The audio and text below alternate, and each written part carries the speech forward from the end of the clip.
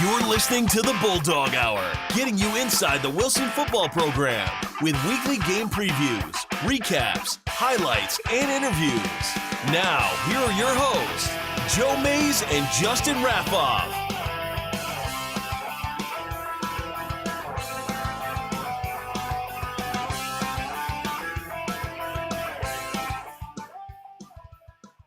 Well, hello everyone, and welcome back to the Bulldog Hour. I'm one of your hosts, Joe Mays, and sitting next to me for the first time in a long time is my co-host, Justin Raffoff. Yeah, it's been a while.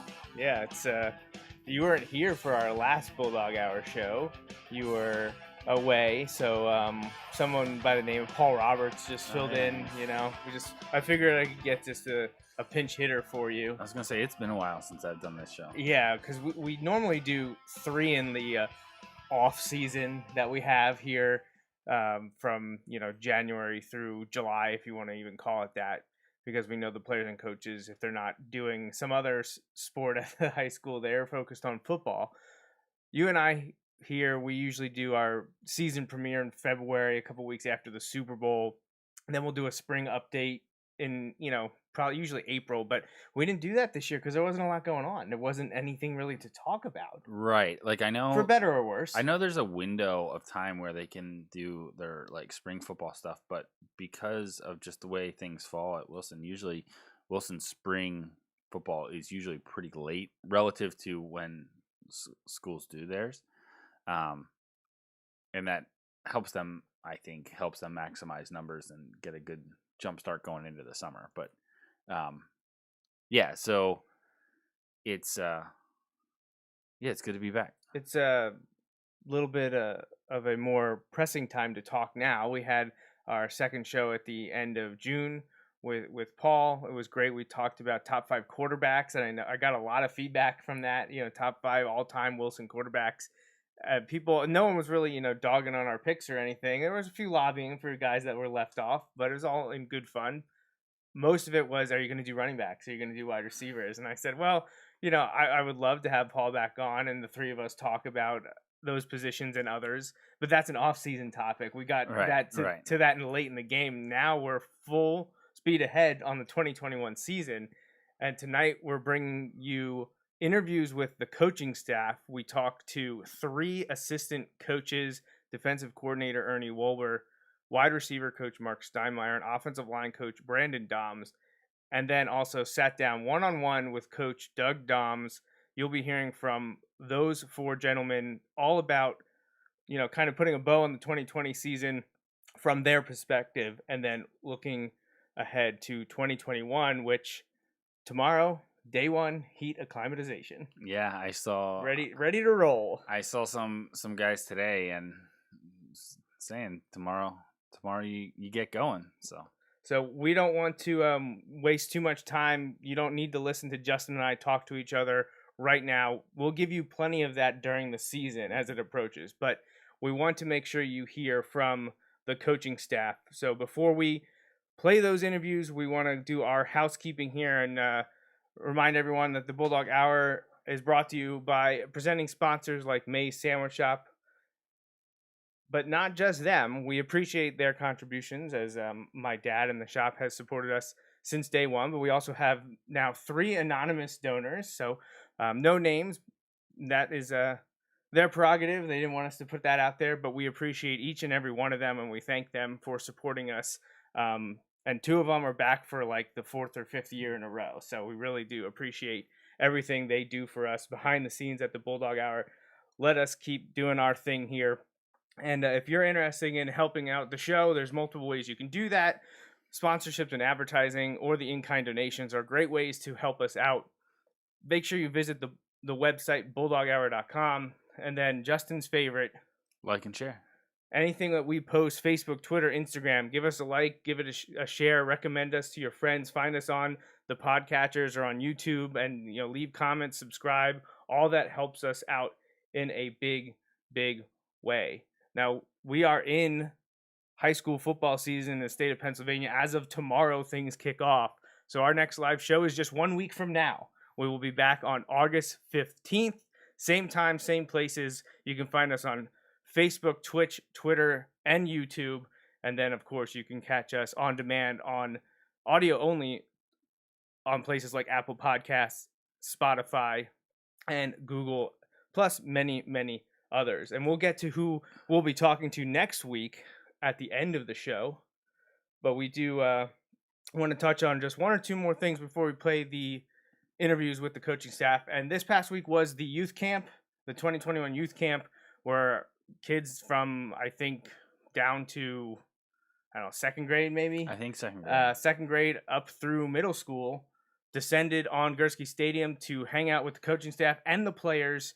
They had over 130 students signed up. That's awesome. And they had an additional 50 coaches and players there to teach these youngsters fundamentals and technique of Wilson football. And I was invited up Tuesday evening to take a group photo and catch some of the activity on the field at the beginning. And you can find all of that on a Google Photos link on the Wilson Bulldogs football Facebook page. And all of the photos taken this year from Wilson football will be available there. So make sure you're liking, following, subscribing, not just Bulldog Hour, but all of the Wilson Bulldogs football pages.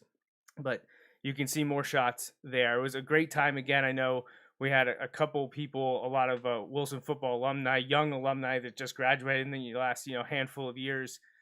After posting about the youth camp, they said that was one of their favorite things that they did while they were players at the high school was the youth camp the week before starting their journey for the season. Also, I know, and I don't want to jump the gun here, but I know that the youth flag football is coming back this year as well. I've seen the signs out for signing up. So and I know the players help with that too. It is really cool to see the high school kids get out there and interact with the young kids that in most years are able to run around and take in the games on Friday night. That is a good thing to point out. It wasn't on my agenda here, but I do have those sign up and registration sheets on bulldoghour.com. You can find the youth flag football. Again, that's for students entering any Wilson elementary school in kindergarten and first grade. It did not run last year, just like the youth camp wasn't available last year for obvious reasons. It's all back this year. It's happening. So make sure you get those forms, read up about the registration, fill out the form, and get it to Coach Dahms so your young one can have a little bit of fun on Saturday mornings in the fall with the high school football players. It's been well received for close to a decade now, I think. Yeah, it's a good program. Yeah, it's really, really fun. All the kids thoroughly enjoy it every time it's been run. So check that out. And if you need any more information, just reach out to me and I can get that to you.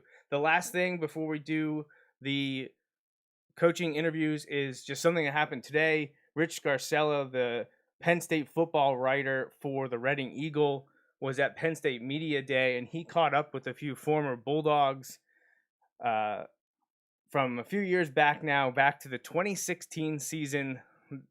Wow. Yeah, going into the 2016 season, it was Grayson Klein, a quarterback, and Justin Weller, the wide receiver.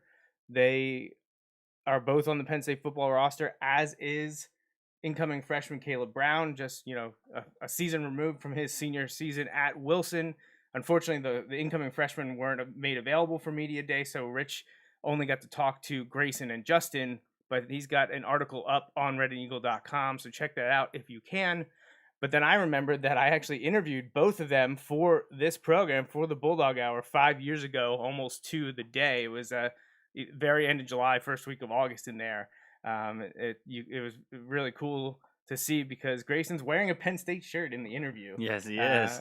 So it's great to see them from 5 years ago to now. That was a great season for the Bulldogs, 2016. I think it was a 9-1 regular season, undefeated in the LL League, another undefeated championship in the LL League. District 3 champions, the first ever 6A champion, and made it to the state Final Four. So it was a great season in 2016. Justin Weller graduated that year, and Grayson wasn't around in 2017, but we've been following his progress closely. Justin and I are huge Penn State fans, Penn State football fans. Yeah. So and the first couple years, yeah, when we would be up at the games, I'd have Austin, I'd be holding him, or we'd be up in the line when they're doing the walk-in, and I'd see Grayson, and I'd just yell, hi to him, and he would come over and give Austin a high five, and it was really cool because I think we've mentioned this before, but the people around start like anytime you like, can get who are the you? attention of a player, right? to come, not right. just like the Well, way it's cool. Like they it's come not, over and talk to you. right. Like I've known Grayson since he was in 10th grade, in chemistry class. But so yeah, so it's not like I don't know him.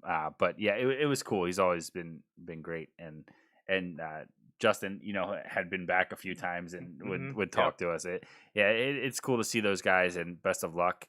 I know Rich talks about how Justin changed his number, and they're hoping that bodes. Right, yeah, for, there was maybe you could have multiple of the same number on a roster, but they're not allowed to be on the field at the same time. Correct. And a fellow wide receiver, Malik Maiga, I'm not sure how to pronounce it, wears number 80, which was Justin Weller's number as well. He's expected to play on special teams, so Justin Weller is hoping them forcing him to change his number is saying, hey, we want you to be on the field at the same time as Malik. Right. Yeah. Which would lead some credence to some special teams time, which would be awesome. Justin Weller has a catch under his belt. Were you at that game? Yeah, I was. In 2019. Yeah, and right? when they say like reception, Justin Weller, I was like, oh my God, I was screaming. The best thing for you and also when you go up this year is you get not one, not two, but three. Yeah, you get call out to all three of them. So all the people around you are going to think like you're a rock star. Kind of a big deal. You're kind of a big deal, right? Just make sure you let everyone know that. Yeah, exactly. All right, enough talking from us here. Let's first talk to our assistant coaches again. Ernie Wolber, Mark Steinmeyer, and Brandon Dahms sat down with me last week, and let's hear what they had to say. All right, well, welcome back to year 7 of the Bulldog Hour and our assistant coach interviews. We didn't get to talk to any of these guys last year. Everyone knows why. We don't have to rehash that. But this evening, sitting here with me is defensive coordinator Ernie Wolber, wide receivers coach Mark Steinmeyer, and offensive line coach Brandon Dahms. Guys, thank you so much for joining us. Thanks for having us. All right, so how was your off season, the quote-unquote off season? How is the spring going? The summer workouts, your team camp, just, let us know, how did things go since this year was so much different than last year? We're a lot better than last year because of that. But, no, it's nice to have a full summer. The kids get to know each other a lot better, work together more. You can see it in here working out in the weight room and in sleds and stuff like that. The kids doing much better than last year because we had more kids here and more kids competing in a longer summer. So it's been pretty good. From a wide receiver standpoint, camp at LBC was beneficial. We had some young kids get lots of reps, so they were able to learn the playbook a little bit. They got to interact with the older kids, kind of see how things were done here, and things are progressing nicely. Offensive line-wise, I think seeing it this year, you can really see what we lost last year with not having a summer. So, yeah, I mean, especially offensive line-wise, the team time with everybody around and the individual time, having that this year is just so much beneficial. So it should look a lot better the first week we're out there than it did last year. Were there any restrictions in the late winter, spring, summer that affected you this year at all, or things closer to operating at normal other than, mass? Were you able to congregate and get together more often this year than last year? For the most part, during the school year, we're still limited a little bit because of the AP schedule. So, I know Coach Palm brings the offensive guys in the morning, and they were kind of, not everybody was able to come in every day, so they came in the days they were. But since school ended, we pretty much full go. And the kids, we're having, what do you think, about 70, 80 kids every day? 70, 75 kids every day. Yeah, so it's nice. Was LVC camp, the team camp, that was back this year. You guys didn't get to do that this year. Was that the same as you had been used to in years past? Was there a lot of teams present to, kind of gauge how you're stacking up against a few of the competitors? Yeah, that's there's 16 teams there. We bring 2 teams, so about 14 other teams. We do interactions with all of them except other teams that are in our league. We have an opportunity to go against teams like Southern Columbia, which is, a perennial power here in Pennsylvania. So, you get to kind of, measure, yourself against some good competition. 3 practices a day. So the kids are physically, pushing their bodies a little bit, getting ready for camp. Yeah, I agree. We, and installation-wise, like last year, we ran pretty much 2 or 3 coverages all year because there was no prep time. And we had summer, but limited. You couldn't even touch each other, couldn't play like footballs. Remember that last summer? Couldn't throw footballs around. So now this year, having all that time, we have a lot more in defensively. We're learning a lot more. We're more cerebral than we were last year. So it's being positive for us that way. And camp's great too because it was the first chance we really got to see our kids hit other kids. Like you only go so hard against your teammates, and so you got to see how they're gonna fight battle against kids that they don't know. So is that overnight multi-day camp, was that the biggest thing you missed last year? And I know you get the quantity from your summer sessions that were, like you said, unique last year, but is that multi-day team camp, was that the biggest thing missing from the COVID season last year? That, along with spring ball too, because spring ball we introduced so much and kids come in and start to learn, and then we have a 7-on-7 day here. This year we had 18 teams here. Last year we didn't have one. And then we go to LVC, so those things do help us. And going against different competition, like Coach said, defensive backs know our offense, so if they're calling something, it's kind of defense is cheating always. Right. So they try to take advantage of us. So it's hard to go get each other, but seeing other teams, like Coach Dahms said, was a huge part of what we did this year. It's part of it. Hopefully, it will lead to success this year. What is each of you, your biggest takeaway from last year before we look ahead to 2021? We're just next week, heat acclimatization starts, and it's here. And I know the fans and community are excited for that. But just to reflect on last year, what was your biggest takeaway? What did you learn? What's your biggest, the best memory? What do you think about 2020 now that's in the rearview mirror?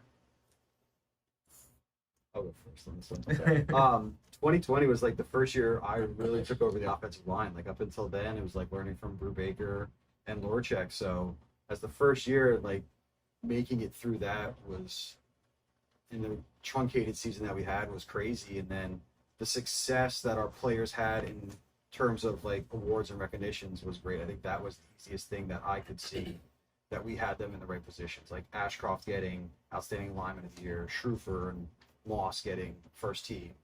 And then Walters is even going to college now and everything like that. So that was just great for them to see everything.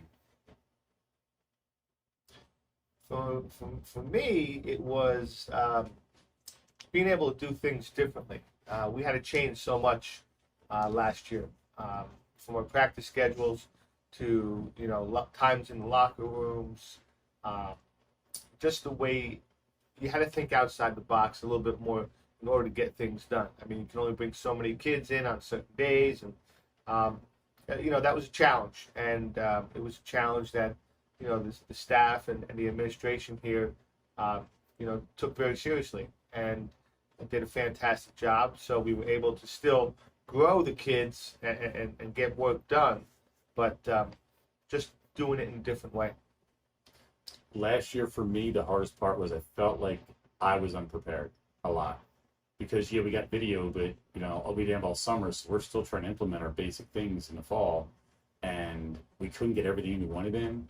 So it's like I kind of like the game plan, and seeing as a defensive staff, we worked very hard to specialize our game plans for each game, and it was just we had so little in, so we could do so little during the year. So really defensively, we probably only did about 40% of what we normally do defensively, just because such short term. Then all the injuries occurred early. And it was kind of like just trying to piece together what we got. But I'm not a video guy. I'm not a modernized coach, if you will. I'm an old school guy. So all the videos and sending things out and doing this and that was a whole new experience for me. You guys, your team was impacted indirectly by COVID last year, whether it was league rescheduling, non-league rescheduling, things being bumped. Obviously, the biggest thing was the end of the year concluded for you, which everyone was disgusted about.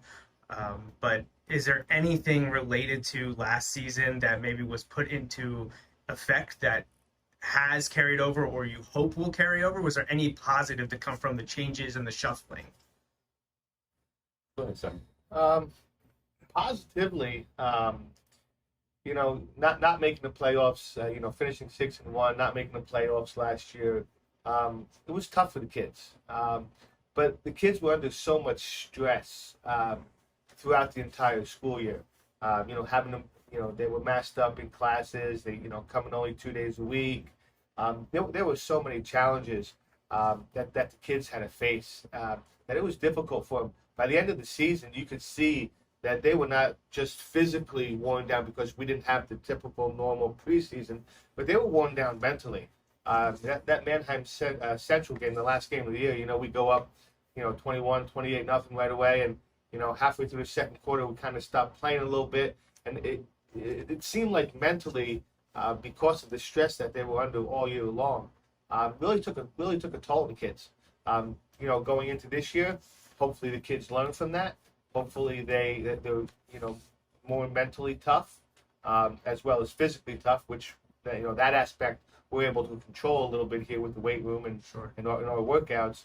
But the mental aspect, these are 15, 16, 17-year-old kids we're talking about. That was a very difficult situation last year for them. For myself, I think I learned, not that I didn't before, but I have more trust for the defensive coaches. I missed the Manheim Township game because of COVID. I was watching on video on the feed, and I was texting my son constantly in the press box, who's up in the press box at night. Do this, try this, try this. I talked to everybody at halftime on the phone about their defensive coaches, trying to do subtle changes. The house was quite loud. My dog stayed away from me. But I learned that, I don't have to put all the weight on my shoulders like I used to. I have very competent assistants, defensively that know what they're doing, and they went out and pulled arguably one of the top 5 wins in Wilson history with being people injured and things like that. So I know I can really count on those guys, and they're going to come through in the long run. Yeah. Brandon, anything from last year that you hope sticks around, or do you just look back on about how... I think, kind of even going back to that Township game, the kids realized, just the intensity we played with that game. We won that game because we came out and we were just sky high from the beginning. The line, they flew around. They may have blocked the wrong guys, but they played with energy the whole time. Aggressive mistakes. Yeah, very much. And the sideline was up the entire game too. It wasn't just kind of okay, we're gonna go through this, but the energy that just spilled off the sidelines. I think if that keeps going, I think that's the formula for a really good season. Yeah, I mean, if you as a collective coaching staff, and especially the senior leaders, can get that kind of energy and emotion and preparation, as if you're going to a battle when you're down, how many starters? I don't even remember. I lost count last year going into that game. But yeah, Coach Dahms mentioned to me just a day or two before that game about how if Wilson was able to pull this off, it would be one of the greatest wins in program history, just because of the adversity you were facing. I don't, with the way the season ended, people aren't I won't let them forget the win. I'll do my best to remember that and let everyone remember. But because there was no playoff, you don't have that benchmark to say, oh, well, this happened during this season. Now, thank you, you got the league championship, so it'll always be talked about. But it was quite a feat, and that was something mentioned a day or two before the game, that this is something that Wilson isn't usually up against. This premier talented team on the road, and you're down so many key guys that a lot had to go right. And and like you mentioned, coming off from the start, just the way things kind of steamrolled, and then you're able to weather the storm. When Jaden broke the long run in first play from scrimmage, just watching it, my energy level went sky high, and the team just fought behind it, and guess what? That started the wave, and we held on, which was nice. I mean, the kids did play. Watching it was agonizing, but watching them play with heart like that was really great to see. All right, so let's shift our focus now to 2021, and let's start with who are our returning starters or your key contributors. Defense, receivers, line, just talk about some of the names that you have back this season or you expect to play a meaningful snaps for your team. Defensively wise, pretty much everybody playing this year had some time on the field last year with the injuries and the COVID year and people missing different things. So we're returning defensively. I mean, official starters, Eli Rodriguez is one of our defensive tackles. He's back as a starter. But Memo played a lot last year. John Ramsey's going to play. He played last year. Alex Worley's going to play. He played some last year. Hop, who played some last year, is going to be there. So the guys up front have a lot of experience. Linebacker-wise, we graduated one linebacker that started full-time last year. Everybody else is back. So that's good to have that group back for the year of learning. We're talking about Gavin Leonard, who's inside. Again, John Ramsey can play inside, maybe some defensive end for him. Ryan McMillan playing inside. Landon Farrell playing inside. Those guys all got some time. Outside, TJ Flight, Sean Dendel, Jaden Jones, obviously. Some people returning their secondary, return Cam, who started last year. and Josh Drake returned, who played last year. But again, the other guys in, like Cappy started against Manheim Township, didn't play a lot of other games, played that game. So everybody defensively, Eric Jackson, another corner. Everybody on defense had significant time last year. Maybe not official starters per se, but all of them got time. And we learned what their strengths were, weaknesses are, and we're kind of trying to build off that. Mark and Brandon, before we shift to offense, just following on defense, you mentioned about John Ramsey. Is that you envision a kind of like a hybrid defender? Is he shifting positions? Is he going to see time at both? We're kind of using the Junior Joseph mentality with him because he's pretty multi-talented. So we're going to put him in spots to succeed, and he's also so much bigger and more physical this year. And we feel we need a little more physicality at defensive end spot. So, I mean, for me to be percentage of where he's going to play, I can't really know game to game. But early in the year, he's probably going to play some defensive end, running against power teams like Central Dauphin and Mifflin. You know, once things open up a little bit, he could probably go back and forth. He gives some flexibility with game plan wise, and actually throw some different curveballs at teams. So we're going to use him as a hybrid guy. He'll be a middle linebacker, an outside linebacker, a defensive end. We're using him all over the place. Do you envision? I know you like to rotate guys to keep everyone fresh, but do you have Jaden in any kind of like a pitch count scenario where, you know, he's taking a toll on? I mean, Gavin too. Both your starting linebackers are big contributors on offense. Absolutely. Is that something that you have to monitor very closely? Yeah, absolutely. Because I mean, those guys are going to touch the ball probably obviously running the ball more than anybody else. So yeah, we're not a pitch count, but we're kind of on spot as what they can handle. And what's nice is we like to have defensively 3 starters every position. You know, we have 2 tackles, played 2 ends. We want 3 there.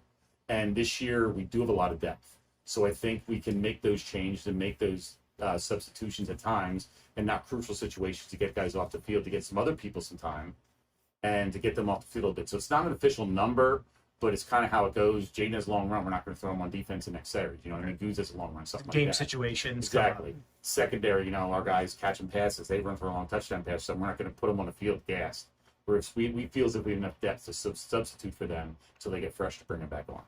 Mark, you and your group saw a huge loss in Troy Corson. Not that you didn't see a huge loss on defense from Troy, but let's talk to Mark about the wide receivers. Losing Troy Corson, you know, multi-year starter, big contributor. Yep. Who are your receivers that are coming back that maybe have some experience, and who are some of the new guys we could see this year?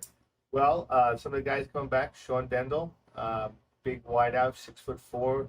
TJ Flight is playmaker inside, plays a little slot, play outside. Josh Drake, real solid. Good route runner, catches the ball well. Evan Williams is going to play outside for us too. Has shown great speed so far. This spring. Obviously, you have Cam. Cam's a faceted kid who can go inside. He can go outside. He can play running back. We can motion him and do things with him. So we're very fortunate to have those guys. Also, you have Makai Cooper, who just came over from Muhlenberg, is another young man who just wants to play, wants to get out there, wants to learn how to do things. So it's a unique group of guys. You have some speed, you have some size. Austin Valukiewicz is another one who we brought up as a freshman last year and played with us. And he's only going to be a sophomore, but he's another 6'3" wide out. So we have some size, some length, some speed. It's a good mix. We'll have the opportunity to make big plays inside with Cam and TJ, but we're tall enough and big enough to go vertical on people as well. Physicality. Again, these guys are they play both sides of football. So we have to, again, like Coach says, he likes to have 2 or 3 guys deep that can play.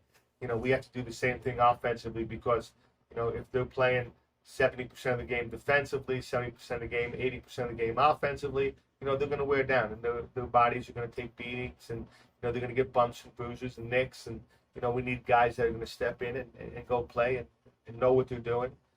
So depth is key, and it sounds Depth like you is have key. a lot of bodies in there. We do. You mentioned the first 3. You mentioned Drake, Flight, Dendel all scored touchdowns, receiving touchdowns last year. They did.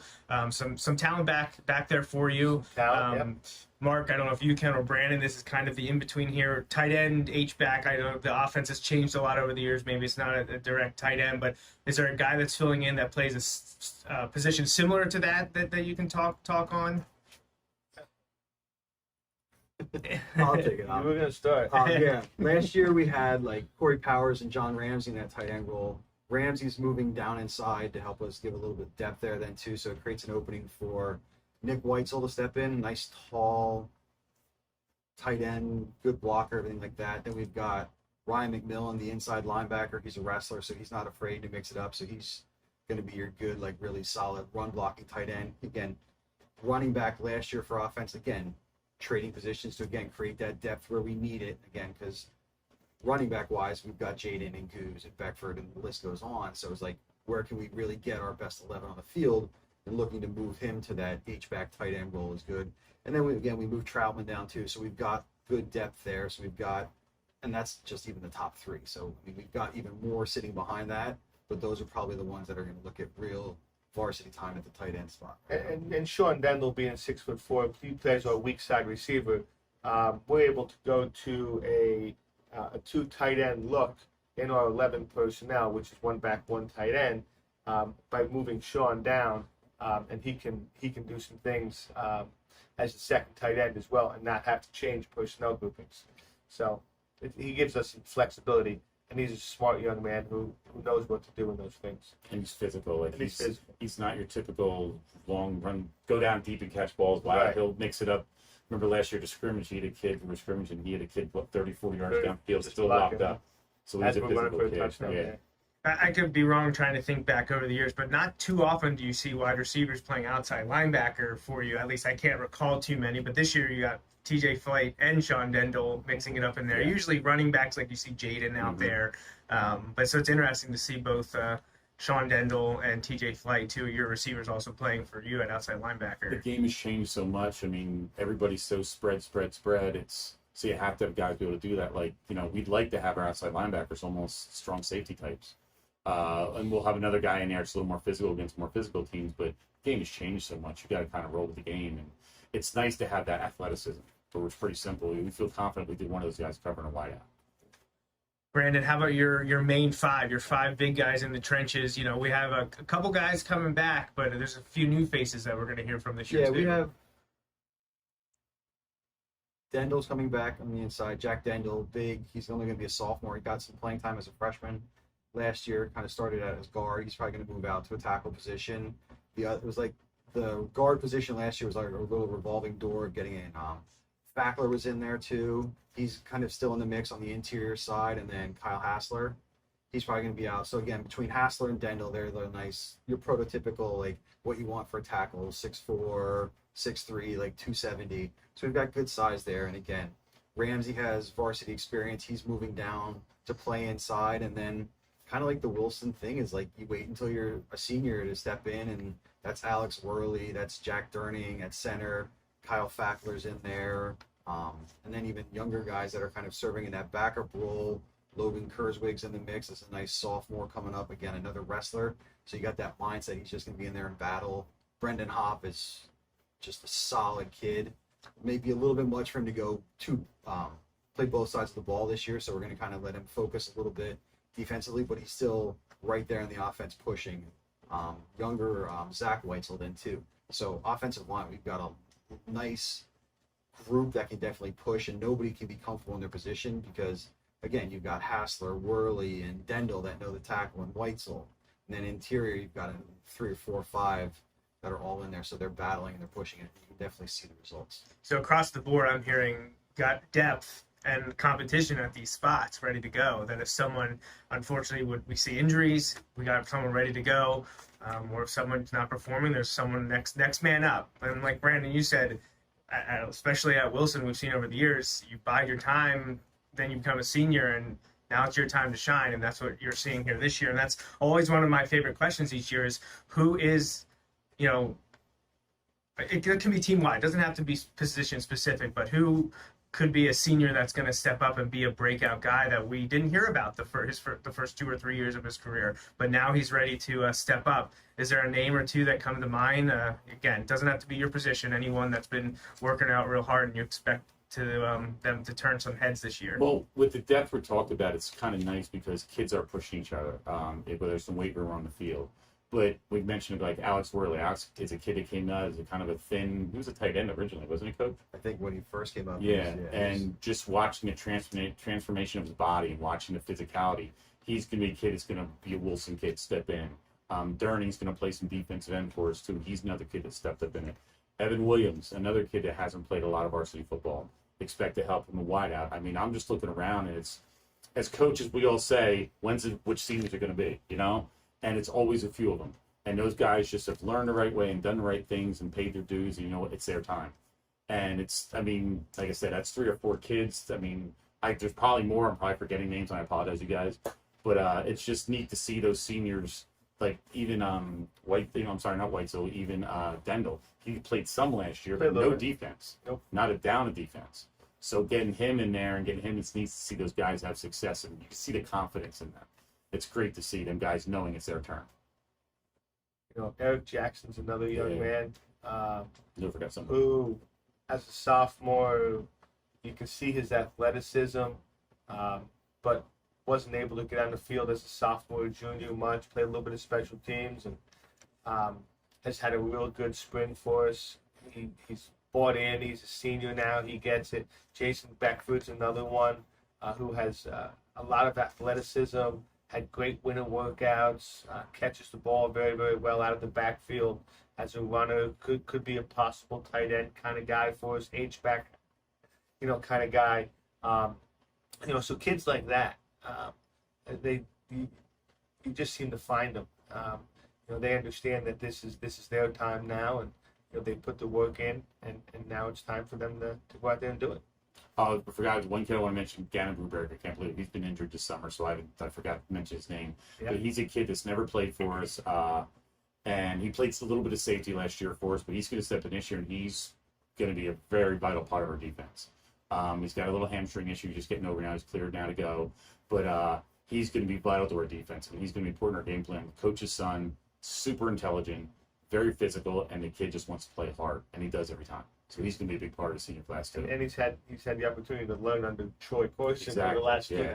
two years. So mentally, he's really getting it. So mentally, he's doing a real good job with his fits and his assignments and his leverages. So he's going to help us out as well.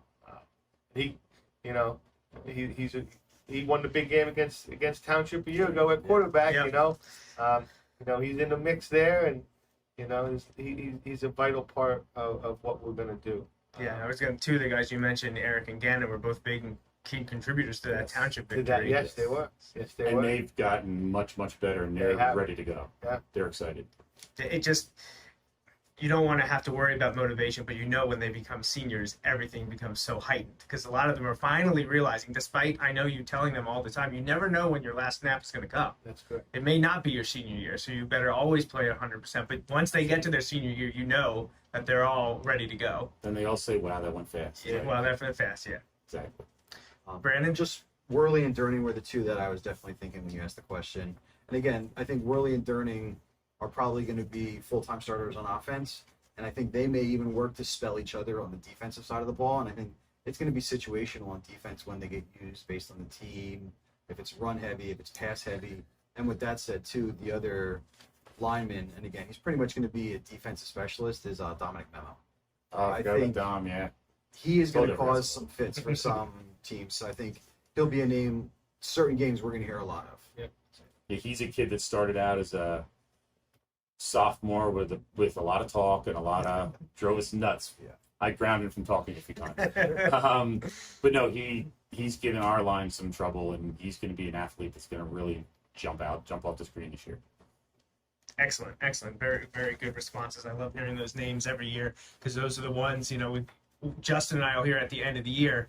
You guys talked about this guy before the season started. I had no idea who he was, but by week 5, we knew who he was. Right. And it's usually because whatever coaches I get to talk to pointed him out at the beginning of the year. All right, so what game are we looking most forward to on the schedule this year? We get 10, as far as we know right now. Only got 7 last year, and we know always Mifflin stands out because it's a rivalry game. It doesn't matter what happened the year before, but now this year, what do you think about the schedule? Which one stands out? You can give me the Mifflin. That's fine. You want to talk about Mifflin, but if you're going to give me Mifflin, give me one other one that you're interested in in competing. Central Dolphin, week 1. Week 1. That's where our focus is. Put our game plan in, started instituting our game plans. That's where we're focusing right now.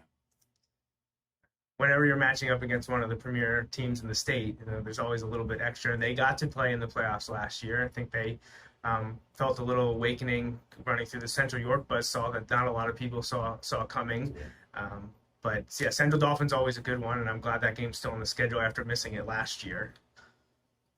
Yeah, There's so, Central, it's Wilson football. So you have, you open up Central Dolphin, Mifflin, Exeter.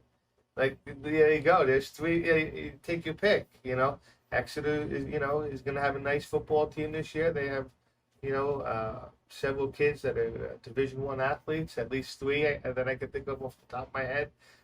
They're big physical kids, so getting a chance. We don't play Berks County teams much, so having that opportunity is gonna be interesting.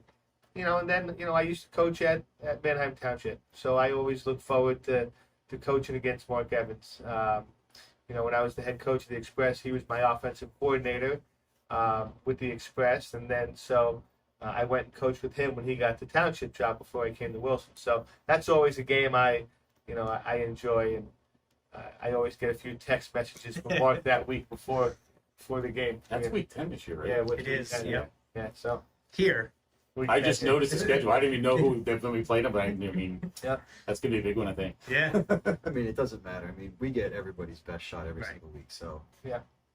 That's whether it's like it turns out to be a game for a quarter, a half, until we finally can get away from it, or if it's just a dogfight for 4 quarters. I think our kids know that's. I mean, we go into the games telling the kids, you're going to get the best of the best. Yeah. You're going to get Central Dolphin's Wilson best. You're going to football. get Mifflin's best. You're going to get And Exeter's best. Exeter's come in and give it their best, and then you got Martin Luther King. We've never seen us, but you know what? I'm sure they've heard about us. Yeah. No Oh, idea. you're playing one of the better teams in District 3, and they're like, okay, so now another target on back. And then Manheim Central wants to get back. They want to get Yeah. back to where they belong in prominence. So you can just go through the schedule. Take your It's pick. amazing.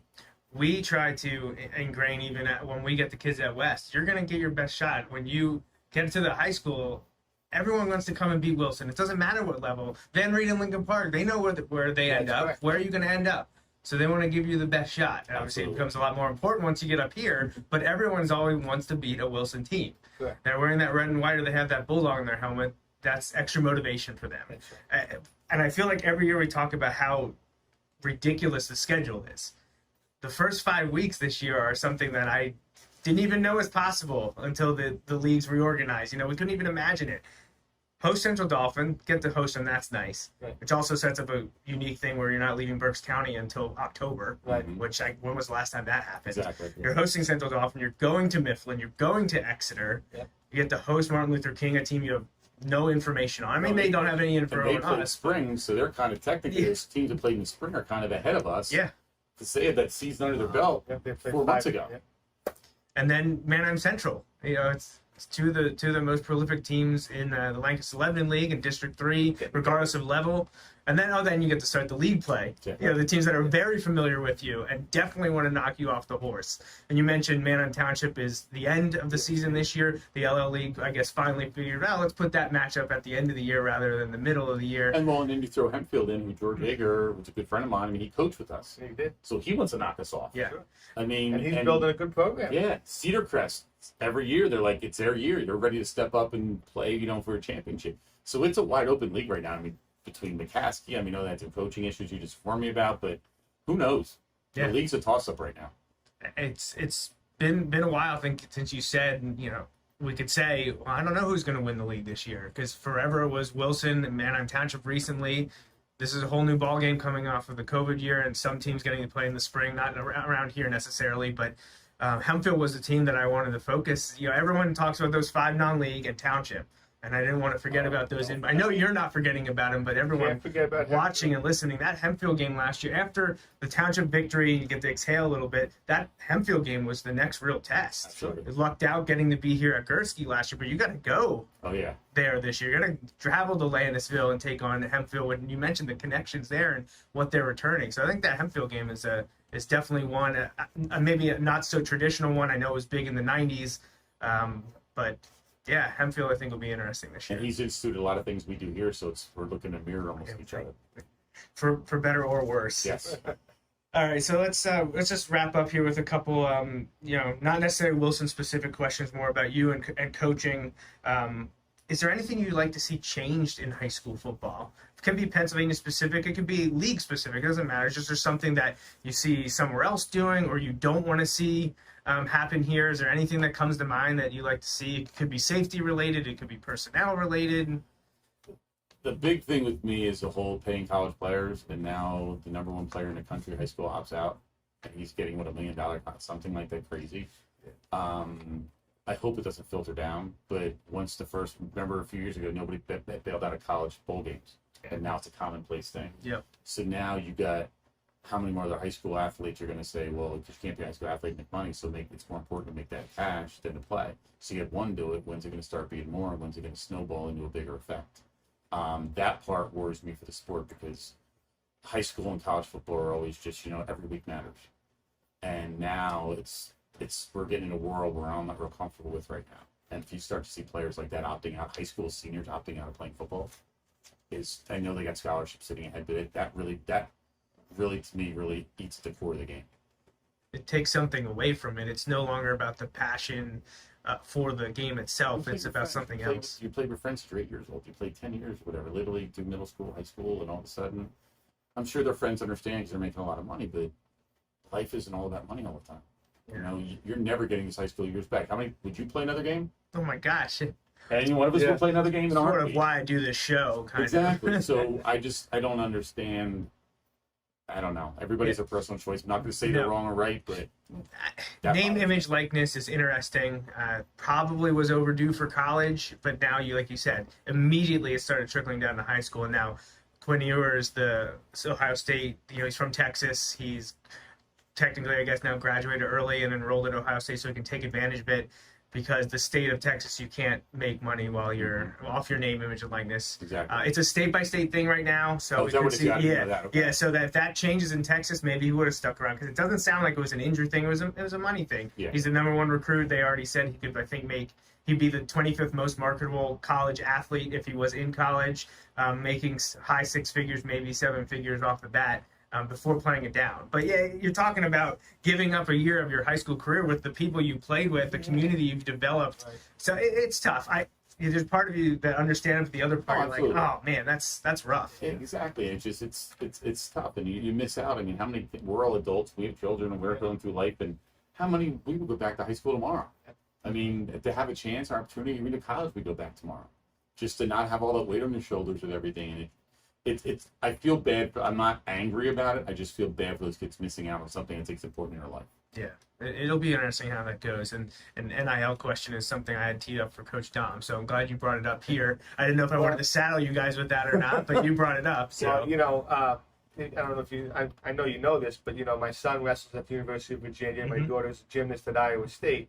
So if there's anyone out there that wants to sign my children or for the name, image, likeness, I think they are both Barstool athletes. There you go. Hey, I think they did. That's a start. There you go. May's Sandwich Shop. They could be May's, spokespeople. If we make sandwich here, if we sandwich, my son's a big cheesesteak fan. We can call one the Cavalier. No, there are opportunities here. We'll have to talk. There are opportunities here. So, but like Coach said, it's. You don't want to see kids miss out on these opportunities that they have in high school.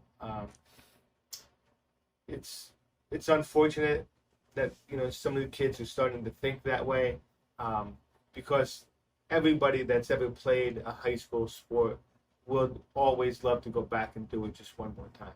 And when it's gone, it's gone. And there's not anyone that hasn't done it in college or at whatever level they've played and whatever sport it's been, that would not give it up just to go back out there and just do it one more time. So enjoy it, kids, and take full advantage of it while you have the opportunity to do so. So I think for more local, at least for us, I wish we could get away with. I wish we could have shoulder pads uppers on all summer long. At least for linemen. We used to do that. Yeah, but I know the PIAA. That's PIAA rule, right? But I mean, for linemen, offensive line at least, like there's only so like you're losing half of the game, half of the battle with like hand placements and aiming points and all that stuff without having shoulder pads on. And You can kind add of injury to simulate that. it a little bit. You Yeah. got to wear helmets, so you get a helmet or a face mask on the shoulder. We have many kids this summer with shoulder bruises. And Yeah. we're down I for a mean, we couple have days. those little incidentals on, but how many schools don't? Okay. Yeah, that was a change about 5 years ago. They made it, and the thing is, like, we didn't go full scrimmage. Like, It was just we protection. still had pads and we had stuff on and shields, but it also let you learn the game, like what Coach was saying with hand place is so Hand important. We teach, the shoulder pad, the number, the clear number. Nobody's wearing that stuff, and it's kind of hard. And so now we go into camp and used to go in kind of knowing who would step up and be physical, but now it's a big question mark. Especially with the younger kids coming up, who knows who's going to really be that physical kid? That did take a lot away from a lot of programs. Well, those are all good responses. Name, image, likeness, and that specific to something that the PIAA changed, you'd like to see it go back to the way it was, or them to come out with something else that allows you to do the way you operated in the past. And it's not so much to get, you're trying to get more contact. You're trying to just protect them to allow yourself to do a little bit more than what you're limited to do now. I mean, now we practice for 4 days because we really don't practice the day before scrimmage much. But talk about safety issues. What about the kids who had to learn to make contact? You're going through junior high and things, and you can be the bigger, stronger kid. Just out muscle people. Guess what? Now you're going against men, 15-year-old kids against 18-year-old. You got to learn technique, and we have 4 days to learn technique before they tackle an opponent. For me, that's if you talk safety factors, that's a an huge important one. part of it. Huge one. Big one. All right, last two questions here. This one here is, this one's a little bit selfish, focused on the media ventures and things that are out there, but we want to know, Justin and I and the fans and community, what are the best ways to cover the team and the sports, and not necessarily football specific, but how do we cover high school sports now that traditional media is falling apart? We're moving away to more digital media. You have these other places popping up. The way to operate, things have changed so much at the Red Eagle that they don't have enough people to cover these games. Not just, again, not football Fridays, but everywhere. You talk about everything that's happening, and now you only have not even a handful of sport writers to cover everything.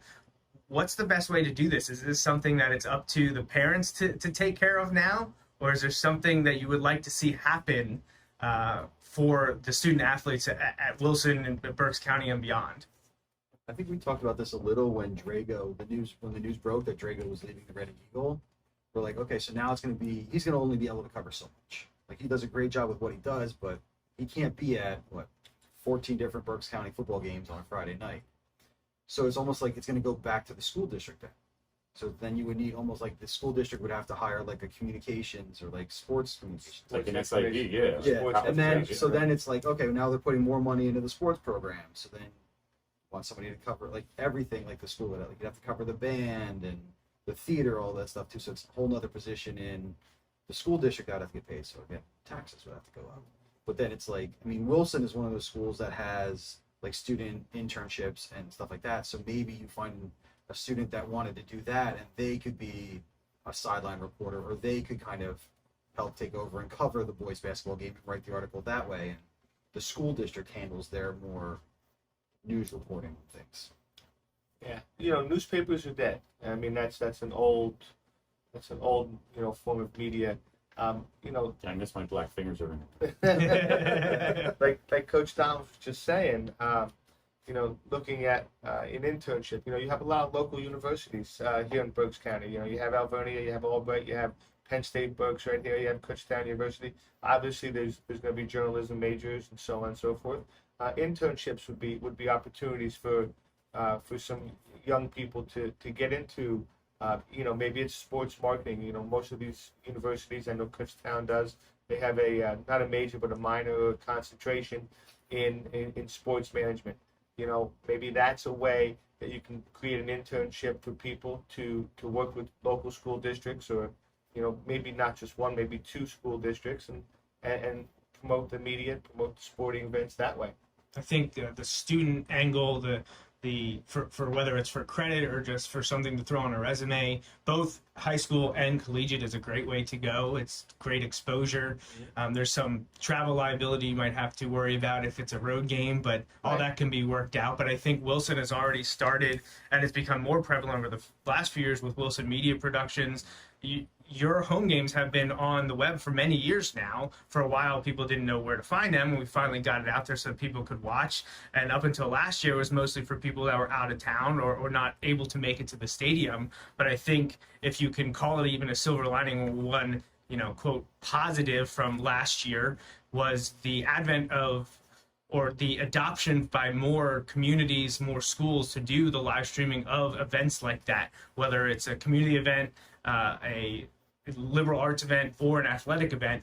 You're putting stuff out there so that the people who are dedicating their time, volunteering their time, or are doing it for passion, that stuff's out there for anyone to consume. And I think that was one of the best things that happened last year, that not only were the home football games streamed like they had been the last few years, but Wilson Media and whoever they brought in to do the gymnasium cameras, all those sports were now out there. Now, of course, we weren't allowed to be here watching in person, so it was kind of a necessity. But I'm hopeful that that sticks around, because the more eyeballs you can get in front of these things, the more people, develop support for it. So, But yeah, you guys have great suggestions. I mean, I'm kind of like, again, old school guy, but I'm looking more at the athletes. I mean, how many times is your name do you see your name in paper and print once you're out of athletics? Mm-hmm. Yep. So you get those guys who are, average high school athletes but had some success, and read your name in the paper. I mean, yeah, we don't talk about individual, but it's important to a kid. No, it is, absolutely. Absolutely. When everybody talks about, my offensive line, and offensive linemen don't get that often. They get their name jotted down in an article or something, or they can read it online or whatever. It's a big thing for them. And I feel bad that that's going to be, it's a missing piece a little bit. Nobody plays to get the highlights. Nobody plays to get the press. But, it feels good to get some recognition beyond your team. Everybody on your team knows how important you are, and you're an intricate part of the program. But it's nice to get recognized outside. So, hey, you send it to a friend or send it to a relative in another state or something. Hey, look, I'm in the paper type thing.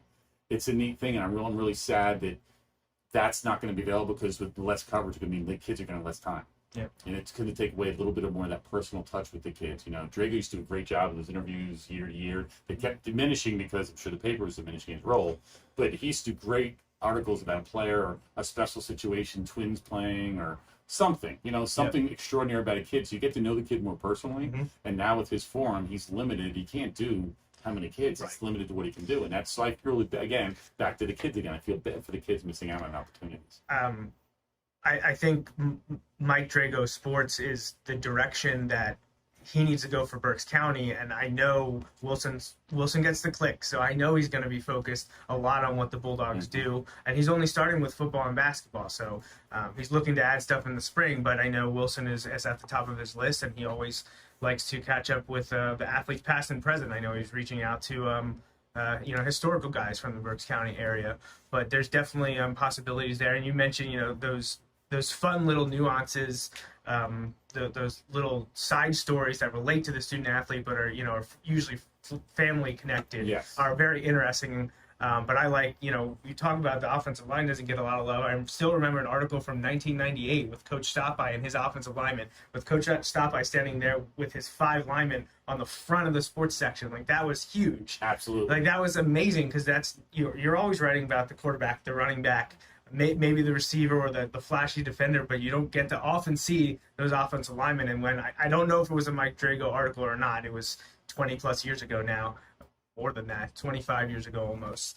But it was very cool to see guys that you don't hear about very often. No. And defensive tackles fall in that mode. Those exactly. Just those guys the trenches. And those guys, defensive ends get most of the sacks. Those guys are banging heads every single play, and you know what? You don't hear much about them. And just a little bit of, oh my God, get people in the public seeing you and recognize. It's a neat thing for them. It's a neat thing to experience. A little bit of validation for all the effort they put in. All of them are going to say, and I believe all of them to say, the team goals are what matters. But if you can highlight me once, I'm going to remember it forever. Absolutely. All right, so last question here. Just what is your message to the Wilson fans, the community, prior to the start of the 2021 season? What do you want to let them know? We're going to play Wilson Bulldog football. We have a chip on our shoulder, and I'll say it, last year missing the playoffs angered quite a few of us. and the kids on the team. And I see a little chip sitting on her shoulder this year. We're like, you know what? I'm going to say we're going to be great. We're going to go undefeated, win the state title. That's what I'm talking about. We're going to play hard. And we're going to go out and show up, and we're going to play with heart and desire, and we're going to play fast, and we're going to hit. We're going to be aggressive. And come watch us, because we're going to have some exciting nights, exciting times. Not saying our team wins every night, but I'll tell you, when we leave the field, the team's going to know we played. And they're going to know walking off the field, they're going to be a little sore because we're going to bang, and we're going to bang hard. We're going to come. I just see a look in these kids' eyes. There's fire in their eyes, and they're intense, and they want to let it loose, and really let it loose for 10-game schedule. So we're going to play Wilson football this year, and we're going to come at it, and it's no excuses. Let's go. I'll let you go after that. After that, yeah, great. I think just taking back to I hate going back to it, but again, it was just Township. Like the energy of that game, like the fans need to, like the players feed off the fans, and then the sideline hears the fans cheering. So just cheer every game, like be in the stands, just be loud, be vocal, and all that. Let that spill down. Let the players hear it. Let them feed off of your energy sometimes too. I know. I mean, there's some games when we go in, we know the result beforehand, which we don't. But if the fans are up the entire game, maybe their best shot doesn't hang around for a half. Maybe we bury them a little bit earlier, or maybe we just come out sky high from the beginning because they can feed off that energy from the stands. All right, Mark, bring it home. Big finale. Well, I was just going to say that this is my fifth year, 6-year coaching here. Just a heartfelt thank you to the Wilson community for everything that they do to support the program. From yourself to everything that you do, the people in the community, the businesses in the community that support the football program and all of Wilson sports. Being an outsider, looking at Wilson, athletically, academically, it's the premier school district in Berks County. No doubt about it. It's one of the top districts in the entire state. But the people of Wilson, the families, they're willing to do whatever they can to help make Wilson a success. And not just the football program. It's great what they do to help out the program, but it's all the other teams as well. They do a fantastic job of supporting all the sports, the students, all the extracurricular activities. It's a fabulous place to raise your child. I'd just add a little bit to that. Working with teachers in the building, they always amaze how many people who went to school here, teach here, or work here, and don't move, even don't work here, just stay in the community. And it's kind of different people there. Like, it's amazing how many people want to stay here because they believe it. They believe in what's here, the school district, the area, each other. I mean, you're still here. I'm still here. We've been here forever, and my kids are still here. Right. So it's just, a lot of people said that at past superintendents and principals who come in and out said it's just amazing how many people are here, and it's because you said, Mark, it's because of what they do and what they believe in. Yeah. And it's awesome. It's an awesome thing. I consider myself extremely fortunate to be able to play here and coach here, and I'm very lucky to do that. All right, well, I think that's an excellent place to end. Thank you guys so much for taking time to talk to me and come on the show again. And hopefully this year we'll be able to catch up with you after games and get a little bit more insight after many, many victories. Thank you. Thank you, guys. Thank you. All right, so you made it. We're halfway through of our interview episode. Yeah, this is always a long one, but we love it because we get so much out of it. Hope you enjoyed that interview with assistant coaches Ernie Wolber, Mark Steinmeyer, and Brandon Dahms. And Mark and Brandon, I believe, making their debut on the Bulldog Hour. We had never had them on before. We wanted to get them a couple years ago. It didn't work out. Last year, obviously, didn't work out in any capacity. But this year, we're back and got to talk with the three of them, and that was great. Great answers looking ahead to 2021 and talking a little bit about 2020. But before we get to Coach Dahms, I did just want to mention quickly the Wilson Football Tradition Club is running a fundraiser to help offset the cost of the championship team reunions that the club does every year. This year on September 17th, during the Martin Luther King game at Gursky Stadium, the WFTC is welcoming back 3 past title teams, 1985, 1990, and 1996. So if you're a member of those teams, reach out to wilsonbulldogsfootball@gmail.com and RSVP if you're going to go. But we would like to see if anyone out there is interested in participating in the fundraiser that's going on right now, and it is a Chocho ice cream pre-sale. You can go to bulldoghour.com and pre-order bags of Chocho ice cream, and all the proceeds are going to the Tradition Club specifically for this event in September. We've sold about 30 bags or so we've made some money to help buy the tent and the food for the returning players.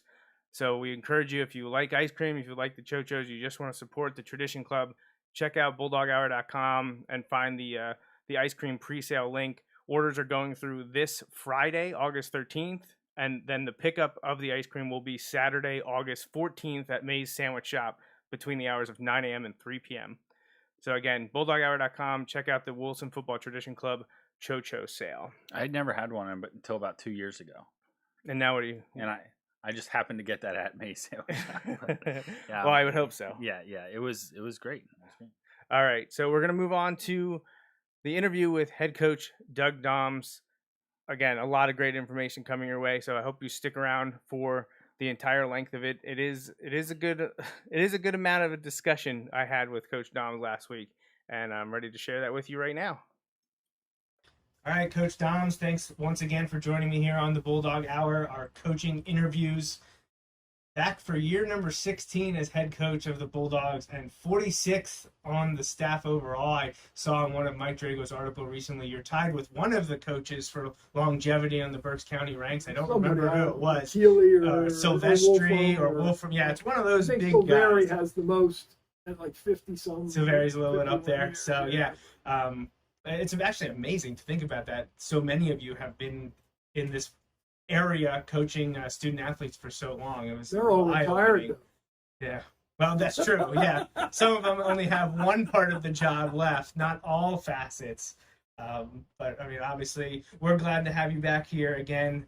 It is crazy to think 16th as head coach, because I remember back to the news clippings from when you took over saying, 1 year. Only be a year. Right. So That was the plan. That was this emergency stopgap. Well, plans change, and unfortunately, we got to see that throughout not just football, but everything last year with the pandemic and COVID wreaking havoc in all facets of life. But specifically talking about football, Wilson was able to navigate to a 6-1 record, winning the LL title outright, no shares this time around, but unfortunately being snubbed from the District 3 playoffs. Don't bring it up.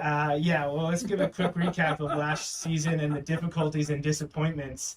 Because Justin and I didn't get to talk to you last year. You know, we weren't able to do these interviews. We're just thankful to be able to get to the games. But, you know, before we look at 2021, let's talk about 2020. Nothing to sneeze at, 6-1, league title, you know, great, continuing a whole bunch of streaks.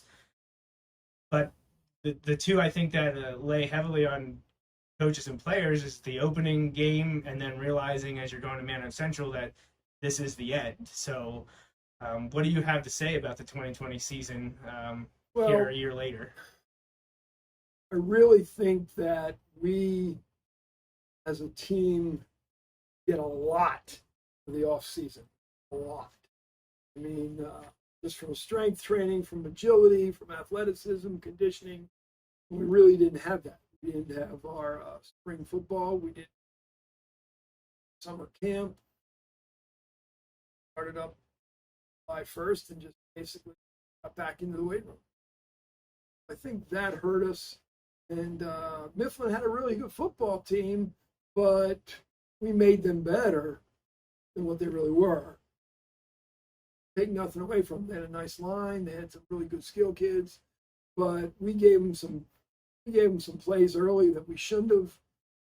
We don't score right before halftime, or that gives them tremendous momentum in us, and it deflates us a little. Yeah. And then we come out second half and they score right off the bat. I was very disappointed with the team, but that's something you learn, that once they scored in the second half, our kids kind of waved the white flag.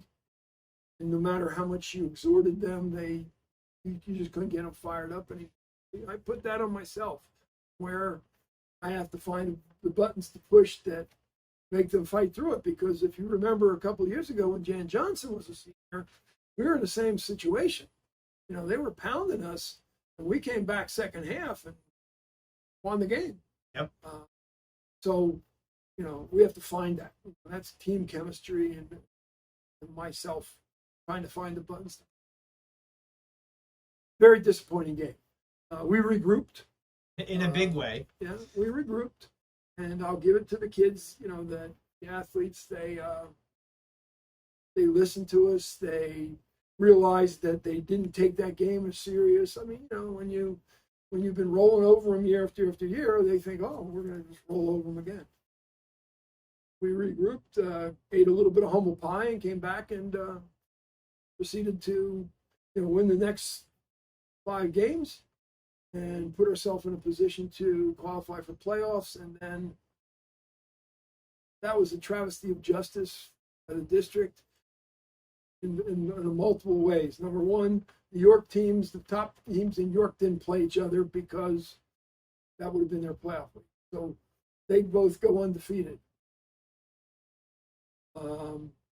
Harrisburg had only played 3 games, and then they go up and play a JV game against State College, counted as varsity, which it wasn't there. JV game. And the player that had COVID, they didn't take. They already knew he had COVID. Tuesday, when the district met, right, after they declare the 4 teams and we're out, Harrisburg then goes in and says, oh, by the way, we can't play. We went with COVID. They were all still there. They could have very easily said, oh, okay. I mean, the whole committee was still there. They met again and said, no, we're not going to change it. Which we saw in sports after the fact. Right. Now, I know fall sports, the first sports season with having to deal with COVID and everything that comes with it, from the simple things like masks all the way up to limiting interactions, or we saw on, you know, directly how many people were allowed in a stadium, not fans, student athletes and coaches. So yeah, it was an interesting year, but the way that ended was just absolutely head scratching, to say the least. Did they ever give you any kind of, hey, this is why we did this? No, they basically just said, we said we were going to take 4 teams, and that was it. Boom. And as of Tuesday, they were going to be declared. They said, we declared these are the 4 teams, and they were still there. I mean, when Harrisburg, they were still there, and they re-met and said, nope, we're going to stick with our decision. Well, why do you're only taking 4 teams, and then one of them's going to get a bye? I mean, that we already had prepped. You know, I'm sure that the team we were going to play would have been playing had already prepped for us on Sunday, because until Sunday night, Harrisburg didn't have a game. Central York or William Penn? I think it was Central York. Okay. Yeah. But they, you know, I mean, so we had already game planned for that whole thing, but, and then it was like 5:30 Sunday night. It was late, came out that, or 6:30, something Harrisburg like that. Harrisburg game. picked up State College. So we still, then we had a quick prep for Manheim Central, and still felt there was an outside chance with COVID, the whole thing, that, you know, they would put us in, which they did in basketball. Right, we saw it happen. But they didn't do it in football. And the other thing that really ticked me off is we realized this was going to happen. So as much as they didn't want to do it to give ourselves a chance, I had talked with East Pennsboro, and they were in the same boat as we were. And if they had another win, they would make playoffs. And so we had talked, and we said, listen, if this happens, we'll play each other. You know, okay, they didn't feel they had as good an opportunity to beat us, but if they did beat us, they were in. If they didn't, they were out anyway. And if we beat them, we'd have been in. But the district said, well, you can play the game, but we're not going to count it. Well, they were counting Harrisburg on Monday. Why couldn't they count us? Because they said, oh, you're just doing that for power rating. Oh, so it's Harrisburg. That's what Harrisburg They were is. told they had Right. to play 4 games to be included. They were scheduling them on odd days of the week, cramming games in. So to I don't me, see why it was any different. I don't see how it was any different. We were targeted for whatever. And I talked to powers to be, and they just, I don't know, they dug their heels in the sand. I mean, they have the power. Now, So it broke a big streak. I mean, I don't know how many years in a row we went to playoffs. every year since 2004, Probably. I want to say. Yeah.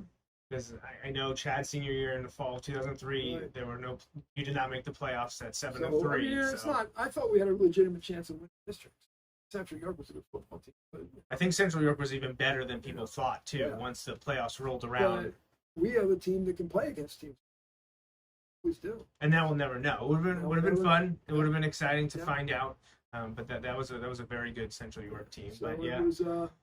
I mean, we won the league. Streak kept going, but practically yeah, a don't little make the bittersweet playoffs. and kind of left with a bitter taste in your mouth too with the way things ended. Now, so you found out Tuesday at some point that no playoffs were off, no matter what. No matter what. Yeah. At any point, had you thought about scheduling games after Mannheim Central, or was that always off the table? I would say we discussed it as a staff, and we have a lot of kids that play basketball, and scheduling more games would be kind of anticlimactic because, I mean, for some teams, okay, but I mean, we go to districts every year. That's what our target. So a regular season's over just to schedule games to play games. I just thought it wouldn't have been fair to the basketball team, the wrestlers, those guys. Hey, our season's over. Let them go, to their other sports. Sure, absolutely. Looking back on 2020, is there a positive to come from it, from everything that happened on the season, whether it's COVID mitigation related, health and safety related, students' mental makeup? Was there anything, a big positive you can take from the way 2020 went? Well, the two things that you always want to take is, number one, you hope that they're going to be really, really serious with Mifflin this year and play with a chip on their shoulder. Because I'm sure they were embarrassed. Plain and simple. It's They were probably how Mifflin embarrassed. felt coming to Sure. Gursky last year. Sure, they were embarrassed. And Mifflin's got a wealth of talent back. So hopefully we're mentally ready for that game. And second, you hope that the kids realized how fleeting life and success can be. We take advantage, we take for granted the fact that we're going to have football, we're going to have fans, we're going to have school, we're going to do all this. And, COVID showed them that that's not necessarily the way it's going to be. So hopefully, just as human beings, they got a little bit better appreciation for But definitely a lesson that needs to stick around. it. Oh, yeah. Ever present, evergreen right there. So let's look ahead now to this season, 2021. You're starting heat acclimatization practices. Well, when I air this, it'll be tomorrow. So very close. Looking at your squad, besides our seniors that graduated, everyone knows that Caleb Brown and Troy Corson, Jeffrey Colson, a whole slew of guys, they're not coming back this year. They've moved on. Did you lose any players or coaches that we unfortunately won't get to see on Friday nights this year? Is there any big losses outside of those graduation seniors? The graduating seniors, no. Not really? Everybody's pretty much back. Coaching staff is back intact. Alex Twyford's going to help us, Okay. As a volunteer coach this year. We have some other peripheral people that want to help out with strength and conditioning. But we've got some good questions. Obviously, you lost Caleb, who was very, very efficient at leading our offense. So obviously, quarterback's question. We lost a wide receiver squadron, so I think we have some kids there that can play, but they've got to develop game sense and they master the offense, be able to go. And then a whole offensive line for the most. Offensively, we got a lot of question marks. Defensively, I think we're pretty solid up the middle. Defensive end is a question mark for us. I mean, we don't have necessarily those phenomenal athletes at the defensive end. We need to get some kids that are solid against the run, and solid against the pass. And then the secondary, I think we have kids that can play, but they're not ready yet. They got to get up to speed fast. That's hard to do because that's where you miss having that second scrimmage. Because you can do all the 7-on-7s you want. You can do all that. It's not the same. It's not the same. The speed isn't the same. They don't have to worry about the running game. So we have some questions. Are there any significant changes to high school football this year? I know we asked it a few years ago if there were rule changes or something that came up that maybe the people watching, it'll catch them off guard. Is there anything that happened? No significant. I think, anything that was changed for last year just remained the same because of the whole COVID thing. Obviously, the defenseless player is still one that I'm not a big fan of, but the person isn't looking and you block him, they throw the flag. That's a tough one. A lot of judgment calls. A lot of judgment calls. But anytime there's a big hit on those, they're probably going to see the flag. Yep. We ended up talking about this with your assistants, but it's something I wanted to specifically ask you about. This name, image, likeness that's going on with the college. We've now seen immediately trickle down to high school. It's only, one of the huge or the biggest recruit for going his senior year of high school to enroll early at Ohio State. What are your thoughts on the whole name, image, likeness? Not so much as it relates to college, but will it show up in high school sports more prevalently than just this one scenario? I think you're going to see it. I don't think it's going to be as prevalent because they don't have a name, national name. I mean, you have Micah Parsons coming out of Harrisburg, who was one of the top recruits in the country, but the colleges know him, but the 12-year-old kids out in California don't know him, so they're not going to buy Micah Parsons jerseys or things like that.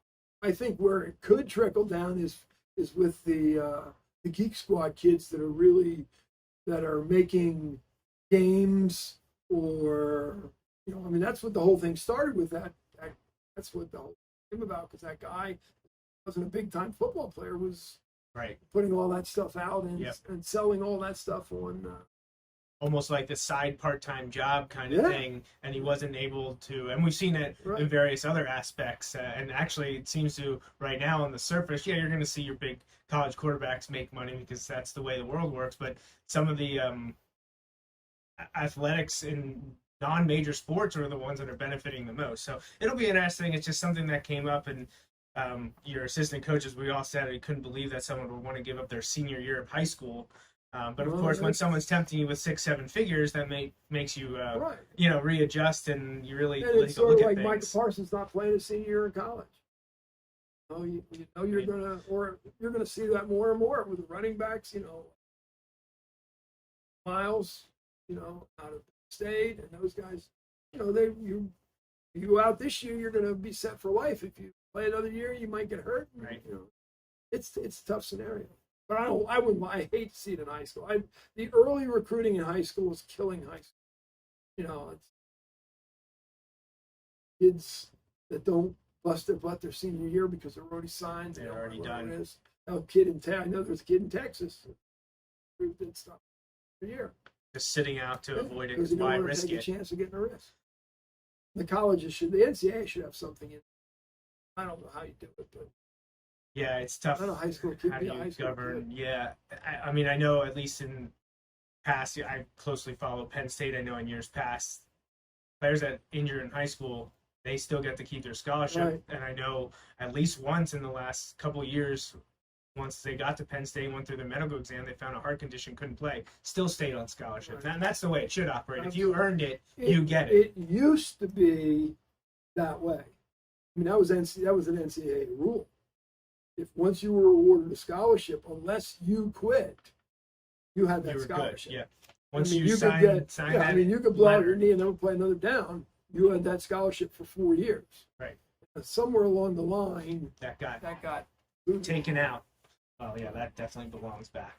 Well, let's talk about the team's 2021 schedule. It's every year I feel like I say, wow, how could you schedule something like this? You're definitely going to be battle tested by the time you get to the league. And then you had the interesting crossover situation be thrown at you a few years ago. But first 5 weeks, let's start with the positive first. You're not leaving Berks County until October. That's great. Little all travel, was, small yeah. bus rides. But yeah, so host Central Dauphin, missed that game completely last year, so it'll be nice to welcome the Rams back to Gursky. Always a marquee game. 4-year starter quarterback. Yeah, big time player. Get to go to Mifflin, and we already talked about last year. You talked about being prepared and ready to go for the Mustangs. Then have to go to Exeter, who both times have played Exeter in 15 to 20 years. It was mid 2000s, I think. Maybe one of the first year or two you were the head coach was the last time. That was before that. So yeah, it's been a while since Wilson Exeter happened. And they only scheduled us because they thought they had loaded the team and we were going to be there. Well, they do have quite the good team this year, so that'll be interesting. And then you welcome Martin Luther King, who no familiarity whatsoever, a team out of Philadelphia that was thrown together as you were trying to get a 2020 schedule. They couldn't get anybody. And then they ended up not playing, at least not playing in the fall, and it was rendered moot to begin with. And then just Manheim Central, just the one of those coming off of a losing season, not playing well at home. They were getting booed by their own fans, which is not something you see that often in high school football. So but they have a lot back. Yeah, I mean, just talk about those 5 games. What's it like to throw the team in that? Central Dauphin's always tough. Yeah. McNamee does a great job with his staff. His staff does a great job. They're always ready to play. Physical, hard-nosed football player. And, they've got Mosley back, 4-year starter quarterback. Well, I can run offense. Doesn't need to coach. So that's going to be a game for us. We're going to see how good we are out of the blocks. And I'm a little concerned because, as I said, we're very raw on the offensive line, raw in the secondary, raw at receiver. We got 2 pretty good running backs back, and if our offensive line can gel and we can pound the rock, great. I don't care if we throw a pass. If we can just keep eat up the clock and see what happens. Then we go to Mifflin, from Mifflin comes here. To Mifflin. And, they got Singleton, who really came into his own last year. Good. I'm sure the Eden kid from... Yeah, been down in the Philly area until last year. Quarterback, because he was a quarterback. Yeah, that's what it's... Yep. So he'll be the quarterback as an athlete. The Martin kid's going to be on one of the wings. Fast, athletic. Those 3 guys are going to... You got to get to Singleton before he gets ahead of steam. He's a big physical kid. He's fast. He ran a 10.89,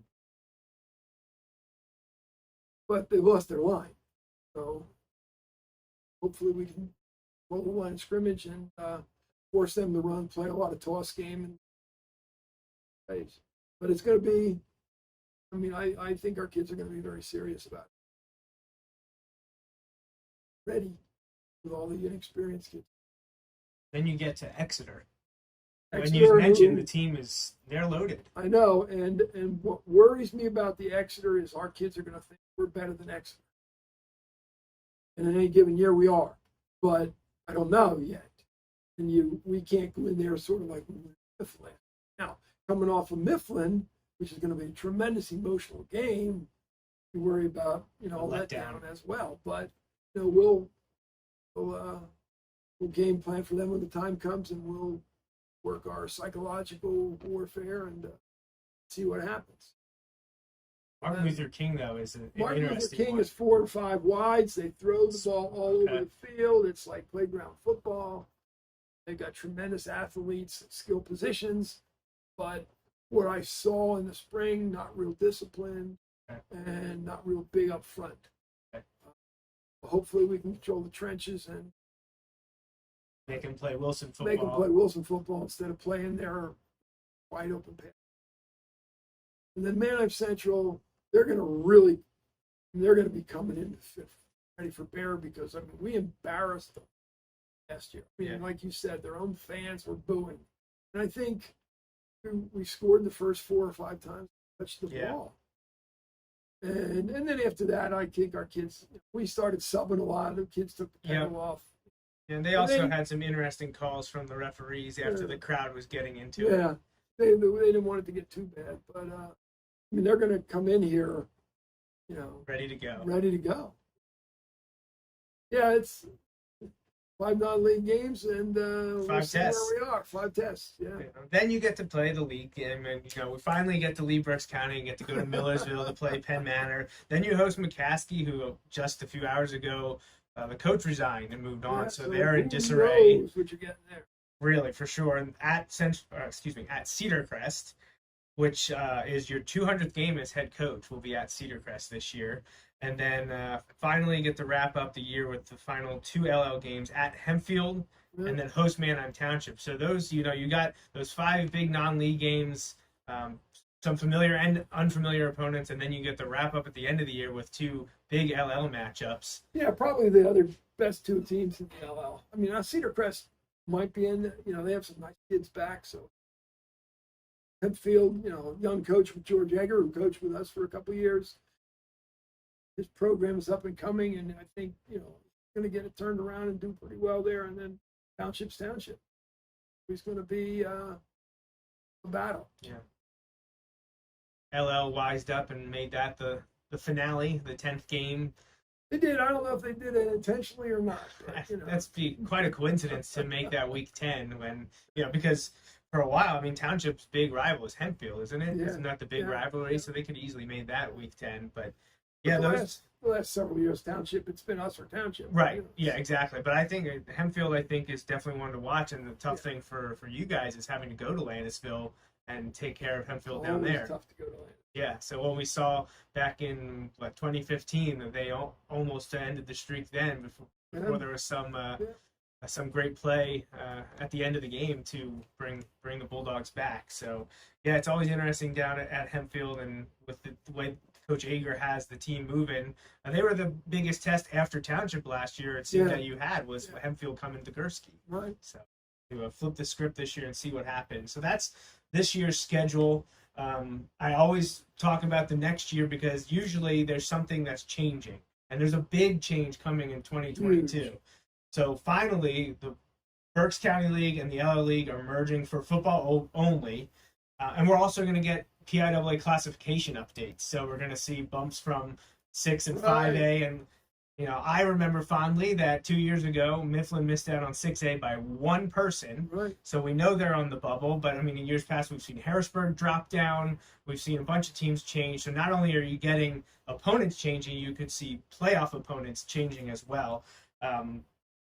Do you know about the non-league yet for 2022? Have you even started talking about that with the changes? We've talked with Central Dauphin, and we want to retain the game, whether it's going to be week 1. Right, in all probability, it'll remain as week 1, but we're not a contract. 2 and 3, we don't know whether Exeter's going to want to reschedule us. Probably depends what they think they have coming back and what they think we have coming. 3 is open right now. 3 is definitely I don't know open. if Martin Luther King's going to want to keep them. Mifflin's going to week 7, I believe. I have it on here. 6. 6. Yep. That's our crossover with Section 2. Yeah. A convenient bye in the middle Right. of the Well, they league schedule them that way. Okay. Their bye, we were going to have a bye.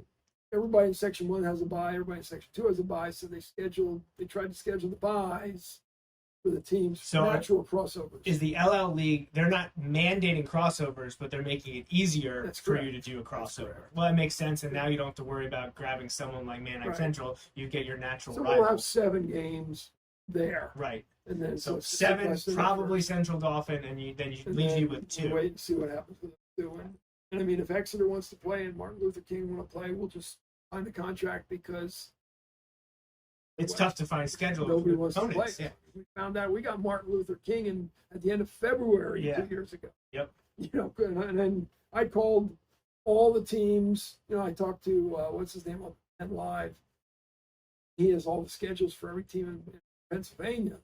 And I talked to him and said, we're still looking for this week. And he said, well, this team's open. I said, yeah, I know they're open, but I called them. They said they weren't. They said no. Yeah. They didn't say no. They said they weren't open. They're no longer open. And I did that with 4 or 5 teams that said they weren't open. I remember. How to say you don't want to play. I remember sending Drew everything I found. Right. I sent to Drew and was like, hey, check this out. And it's like, oh, pass it along to Doug. And then I'd follow up and be like, yeah, they said they were no longer available. They're no longer. Any chance you'd reach out to Springford again? Is that an opportunity there? Yeah, that's a possibility. I mean, as much as Chad hated the fact that that we weren't going to play him because of his son. Hey, it's not fair. I wasn't anything against Chad. It wouldn't be fair to his son. be playing on our Puts team them in an awkward situation. Hey, Dad, can you help me on this? For the ethics involved. It was easier not to have that Remove the situation. conflict of interest and revisit And after the fact. That really pissed Chad off. It is what it is. But yeah, that's not out of the question. But I don't know if they're open Right. those weeks. Right. That is the unfortunate thing. Once you have to pull out for something like that, you don't know if there's the opportunity to bring them back is going to happen. Are there any other teams that are floating in your mind that you think you could add? Like, we've heard your scrimmage in Coatesville this year. Is that a team that you consider, or one of the Downing towns? Or The problem with a lot of those leagues is they don't have any non-league games. they have almost exclusively league games. And then when they do have a non-league, they're usually locked in pretty much. I mean, we ended up picking up Coatesville as a scrimmage because Phillipsburg had called me back in February and said they don't know if right now, the way New Jersey was with COVID, they weren't allowing them to play anybody outside of the immediate radius region. So, and he said he didn't want to run that risk and tell me in July. So I went out, reached out right away, and Coatesville was open, and I had Ortega very well. Sure. So Jim Contafio still helps. Semi-retired, Yeah, but right. he's still helping down there. So. Well, that'll be an interesting scrimmage for you guys. And it'll be something a good different. scrimmage. Yeah. Physicality, athleticism, we'll hopefully come of age. Previously, for the past at least 2-3 decades, it was Parkland. And they backed out last year. You got scheduled with Cocalico in the COVID year. So Coatesville will be an interesting change of pace, but still a nice contestant to see where you're at. And a perennial district, one powerhouse team. So good for both. And I'm sure they're looking at us the same way. The last thing to wrap up the 2022 before we get back to this year is, did you have any qualms with the way the Berks-LL merger is going down, with the way they slotted the teams? Do you think they did it with the right mindset, or do you think there should have been some other changes or other considerations made? Like anything else, when you're trying to schedule that many teams, 37, I think it is. 37 or 38, there's always going to be some questions. You sit there and say, okay, there's McCaskey and Redding, or there's Redding who's just starting to get it going again, and they're going to be in Section 1. Is that going to be too much for them? Well, I don't know. McCaskey's struggling, so there's a good interesting rivalry. Maybe they can compete with some of those. I don't know. Section 2 and Section 4 are pretty loaded, athletically, and are a strong team. So, I think the problem was size. Now, Manheim Central opted to play up to 5 for Section 2, I guess. I don't know what they're calling. If they're calling the big Section 6 or they're calling the big Section 1. I think they're still calling it 1. I think they're that's what in my mind, that's how I look at it. I think Central opted to play to 2. So, and I'm not sure where Berks Catholic's going to. They're in 4, I believe. They're in 4. With Y missing. With YO and Calico might be. Yeah. Section 2 and 4 is a Strasburg league buzzsaw. As tough as your non-league is, their league schedule starting next year will be very, very entertaining. 2, I guess, will be Central and 2 and Exeter, 4, Mifflin, and maybe. Well, I think that schedule's set. Yeah. I don't know it is. I have it right here. It doesn't matter if the like they took all 6-8 teams based on current enrollments. Yeah, but I mean, if that changes, that puts a 6-8 team in Section 2. Right. Yeah. They try There's to keep nobody it in as fair Section as 1 possible. that I don't think that's going to be. Everyone's 6A that you play as of right now. We've seen Cedar Crest, I believe, will be a close possible to fluctuation. But they everyone also have else, so much land. I can't imagine they're not growing. Right. And you mentioned the only real other thing to come up in 2022, especially if you would re-up with Exeter, is going to be a nice Berks flavor in your schedule with Reading returning. Yeah. Reading, Exeter, Mifflin, yeah. And, the nice thing about it, not big travel. You're going to get big crowds. Big crowds, yeah. Good for it's good for sports. Yep. It's good for Berks County. I mean, we've talked. This came out, 4 years ago that there was talk, and then it was shelved, and then it finally came back and it was approved. I wish it would have brought it back. But I mean, it's finally coming. It's almost here, and as far as I can tell, everyone Wilson-related, coaches, players, fans, all are excited from a Wilson standpoint. I don't know if everyone else is on board, especially some of the LL groups, but Wilson specific, this is the best that you could have asked for in this scenario. So, it'll be very, very fun. So let's talk about 2021 now. some new faces from outside the program. We talked about ones that are leaving and everyone that's returning on your coaching staff, but there are a few kids that weren't with Wilson before that are with Wilson this year. Can you talk about a few of them, specifically quarterback Brad Hoffman? Brad's a transfer. I mean, I think Brad lived in the Wilson School District all along. He just wanted to happen. He decided to come back here. He's competing for a position with Gannon, and strong arm, big physical kid, has nice leadership skills. You see that he hasn't thrown the ball a lot. So, not a staple of the Berks Catholic offense. Not a staple of the wing T. Yeah, I think he'll throw more in the first 3 games than he threw in his career, probably, if he ends up as a starter. So, him and Gannon are battling it out. Gannon's had a hamstring pull, so he's kind of been handicapped in terms of, getting the work done that he needs to get done. We'll see. I mean, Gannon's also in the hunt to play a starting safety. We were in that situation 3 years ago with Urig and Klein. And Connor Urig would have been a heck of a safety, but he was battling for the quarterback spot. That was 2016. And if he would have, if Grayson would have stayed and Grayson would have ended up as our quarterback and Connor as safety, we'd have been a better football team. Leave, so quarterback, and obviously quarterback full-time defense. Not a standard practice for Wilson. Right, because much lost. So that's we're gonna have some growing pains there. Needs and things like that. But I'm feeling they're working at it. They're both working hard, and I feel a little more comfortable. I'll feel more comfortable after this. Hopefully, I'll feel more comfortable after the scrimmage. Right. But they're going to make mistakes, and they have to learn to minimize the mistakes. Learn they don't have to win the football game. Manage the football. So they become better.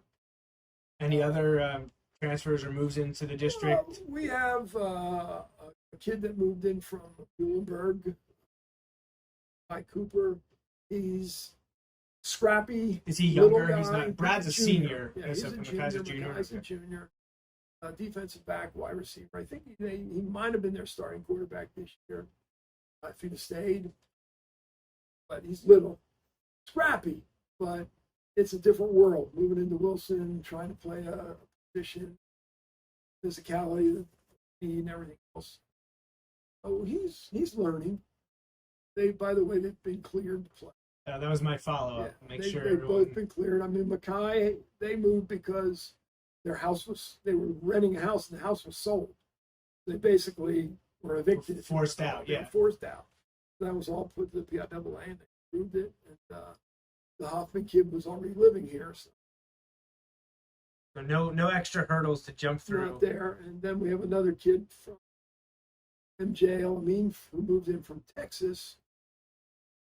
A defensive back, wide receiver, junior. Underclassman, okay. But he's raw. Okay. I'll put it as raw. It looks like down the road he could become a nice football player. He's got good size and things like that. But like anything else coming here is a whole different learning curve. Learning our offense, learning our defense, and just the whole thing, the physicality of things. Now, I know the PIAA a few years ago enacted the transfer rules. They wanted you to move into the district before the start of your sophomore year, I believe. Does that apply nationwide? Like you talked about the underclassman Alameen and moved in from Texas. If he moved in, was that a red flag? Did you have to take that to them and say, is he eligible because he moved in before his junior year? Yeah, anytime you have a transfer after sophomore year, you must apply to the PIAA for the hardship. And there's like 5 of them that with some gray areas. So we basically just sent to the PIAA and said, listen, here's the scenario. Should we apply? Do we have a chance? And they say, we'll look at it. Or no way. The one coming from Texas, the father had emailed me maybe in December saying they were moving. Mm-hmm. His job was changed. He was getting transferred to Pennsylvania. Moving in. So I explained, his son was, going to play, it was a player and everything. I explained to him, I mean, when most of the time parents contact me beforehand, I make sure they understand the PIAA rules. And I said, I can't really talk to you. I can't talk to your son about playing here and everything. He can't participate in anything you do rules until he's registered. But understand, once he's registered, then he can. But you still understand we have to apply to him to get. I mean, he can play regular season, but for him to get playoff. Yeah, that's a clarification. This is all postseason discussion. All they can play in all the regular season games, do all the practices. Yeah. None of that is. And that's also the PIAA doesn't have to deal with a lawsuit saying that you must be scholarship. Right. So it's interesting to me that they still do that for out of state. I mean, I guess it's always boundary, non-boundary is the question, and you don't want people flip-flopping in the state for the PIAA, but someone moving from Texas, you feel like would be an auto slam dunk.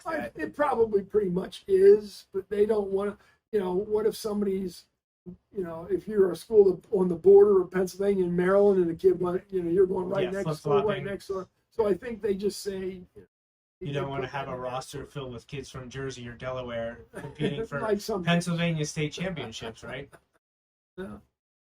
All right. So, how about Wilson's got such a rich history, and one of the big things every year Justin and I focus on is the senior class and what players maybe were unknowns as sophomores and juniors, but make a big impact as seniors. Is there any names that jump out to you this year that you think could be joining that legacy? I think there's 3 or 4 that what we've seen so far are going to be impact players for us, but I'm not going to put any weight or any onus on them until they show that they're going to be. But you recognize that they have the potential. We see some players that we're very pleased with their progress. How about some of the younger players? You have the same thing that, maybe the upcoming, the 2B. It's tough with the sophomore class. You don't get the 2B sophomores. You don't have as much exposure to them. But the junior class, there's few of those underclassmen that had some time last year but could explode this year. I think some of our linebacker core are going to be underclassmen. We're pretty impressed with it. We play. Cam Jones played last year. He'll be a hell of a much bigger role this year. Returning punts, fellas as a receiver. As well as playing defensive back, so he's going to have a much. There's a lot of question marks. Said when we started the whole conversation, until we put the pads on, especially in the trenches, until we put the pads on, we're not going to build. Hopefully, your expectations as a coaching staff and all the players every year is compete for the district title, make the playoffs, win the league, and beat Mifflin are usually like the top 3. Those are the 3. What outside of those, what expectations do you put on the team, or what do you hope to see throughout the season from the squad? Not talking about wins and losses and championships. What do you want to see from them? What we always try to stress is want them to become a team. We want them to become a family. We want the people in the team to be the most important people in their lives other than their blood family. And to develop the character, develop the class that I like to associate with the program. So when people say, there's a really nice guy, he's a Wilson football player. There's a really class act, he's a Wilson football player. There's a really good student, he's a Wilson football player. We want that kind of character building, and that's something that we push, community service stuff that we do, kids helping kids, with them helping at youth camp, with them coaching flag football, try to get across to them that, you have a tremendous advantage, what you've been born into and what you're working toward. Now let's give it back, let's pay back to the community. And we have kids that are socioeconomically challenged, with their family life and everything, but they get a lot out of football, and we do a lot for them, and we try to bring them up, so they realize that football can be a ways to them becoming a better student, ways to them getting a better education, and ways to them becoming better individuals, human beings. I think one of the best examples of that over the last few years, it was highlighted, I believe, back in 2019, and it came to the forefront again this winter with Stevie Mitchell, was Wilson football and student athletes in general, their volunteer work with the special needs or special education program. Right. Is there anything that made that jump to the forefront for a lot of the Wilson student athletes over the last few years? Well, I know as far as the football players, especially two things. Number one, Ernie Wolber, our defensive coordinator, works in the special ed department. So with those kids, so bringing those kids in was a natural, hey, we pick our kids, come on in and help with those kids. That was natural. And then we also have the honors internship program where a lot of the kids have now, it's exploded at Wilson. They take in their afternoons and they go out to businesses or they get assigned to places to go and an intern. And, a lot of our kids are doing stuff, they go to Reading Hospital, they go with doctors, but then they also have those that go into the special needs programs and intern with the special needs people or the elementary teachers. We do a lot. We're big brother, big sister. Unfortunately, we're not going to have the game this year because we're still struggling with the COVID thing. But, our kids get involved in that. We go in and do their Christmas party. Make them aware. I was talking to the youth football camp the first day, opening speech, and I said, I just came back from Jamaica. And this wasn't the Jamaica that most of you think of. See on travel magazines. On the beaches and all that. I said, I'm talking in the hills where those kids, they don't have sneakers, they don't have shoes. They're playing everything they play barefoot.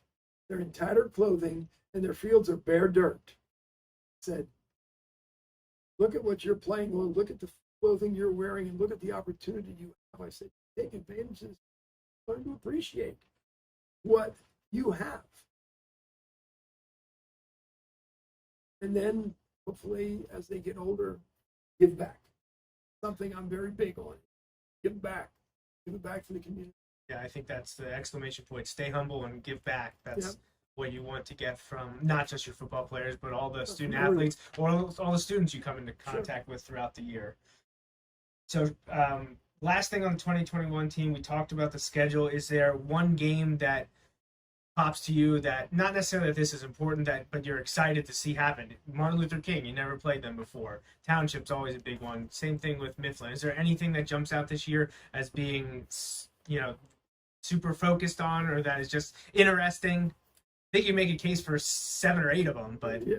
Central Dauphin, one at a time. Central Dauphin, right? That's all we're thinking right now is Central Dauphin. Interesting. That's what Coach Wolber told me too. Hey, one at a time. You start looking ahead. You look out. Last year, obviously, we didn't get to do some of our fun things with the community, but this year, as of right now, we hopefully expect to have full stadiums and the community back to cheer on the team, which means the Tradition Club is going to restart the championship team reunions, which we had done for a number of years. And this year we're bringing back the fall 85, 90, and 96 teams.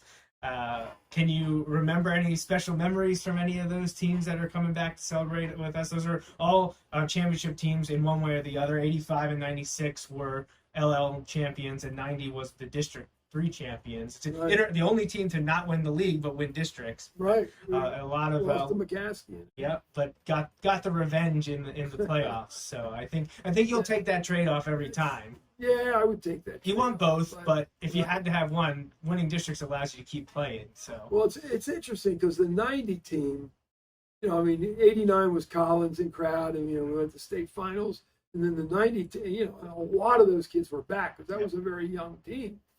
You lost Collins and you lost McCarty and you lost Palm and all, but that 90 team, we could have won states that year. We lost to Ridley up at Lehigh on a very, very controversial call.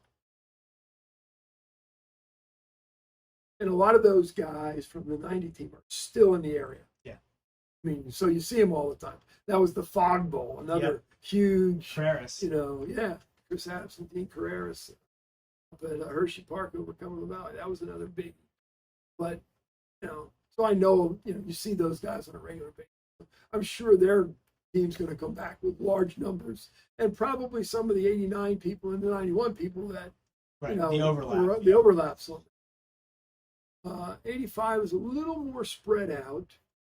And to tell you the truth, I'm not sure. 96 is still probably trying to settle in. You know, you don't know how much they'll travel because of family and you know, it's unfortunate I don't get to see those guys because, you know, they all have their whole thing during the game and everything. Yep. But I'm a little Right. But Yeah. hopefully, you know, reception afterwards.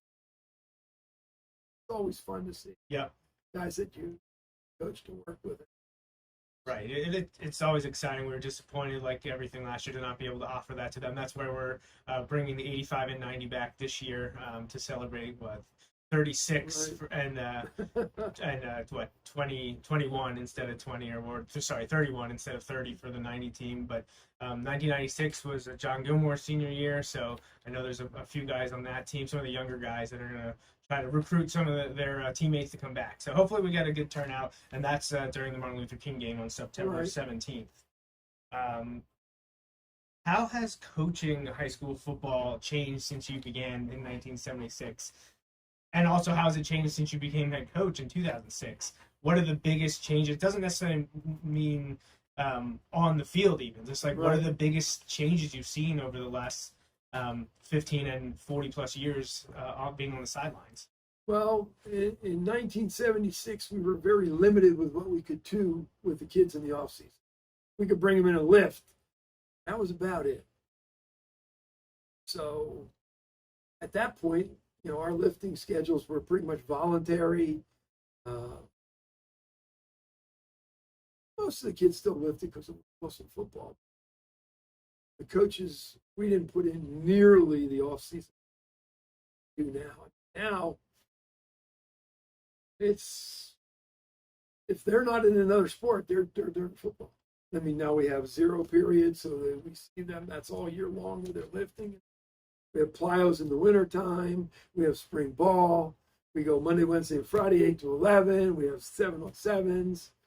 We go to team camp. I mean, it's become 365 days, all year round. What we don't do is compete in the office. You know, we don't force these kids. We don't pay for AAU camps and all this. I mean, you know, everything we do is Included. Is included, yeah. So it has become very time. And then you throw heat acclimatization in. That took another week off everybody's summer, including the kids. And we do all that anyway. I don't know, you know. Yeah, I think that was They mandated it. we talked about this when it first came into effect, 6 years ago or so, 5 years ago. That was more for the teams that weren't doing Right. all of the off season and especially the summer work. So you're essentially giving the bigger teams, the teams that have done the dedication year round, where you look at it an extra week, but also taking a week away from And we everyone's lost summer. But we So also lost the scrimmage. then now you lost the scrimmage once they went to the wacky Week week 0 yeah. stuff. Yeah. Yeah, that- that's. I mean, we didn't have playoffs in the first. Playoffs started in '83, maybe. State playoffs were 88, districts were 83, Yeah, something like that. Yeah. I mean, so you know, you played your 11 games and it was over. Right. As Coach Stoppby and our old offensive line coach used to say, "Hey, you get it right. You beat Mifflin, you win the league, and you're done at the end of October." Right.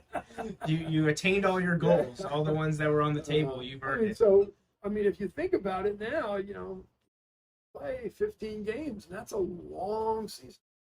Now we're going deep into the playoffs. I mean, we're smart. We back things off. We ease up a lot. You know, it's more polished, but it's long season. You know, so the modern game is, and you have to do it. I mean, at our level, if you're not doing it, you're not competing. And everybody has raised their level because of it. Off the field and outside of your purview, things have changed in terms of coverage of the team and student athletes in general with the downfall of traditional media, your newspapers and whatnot, and the rise of new media, especially social media.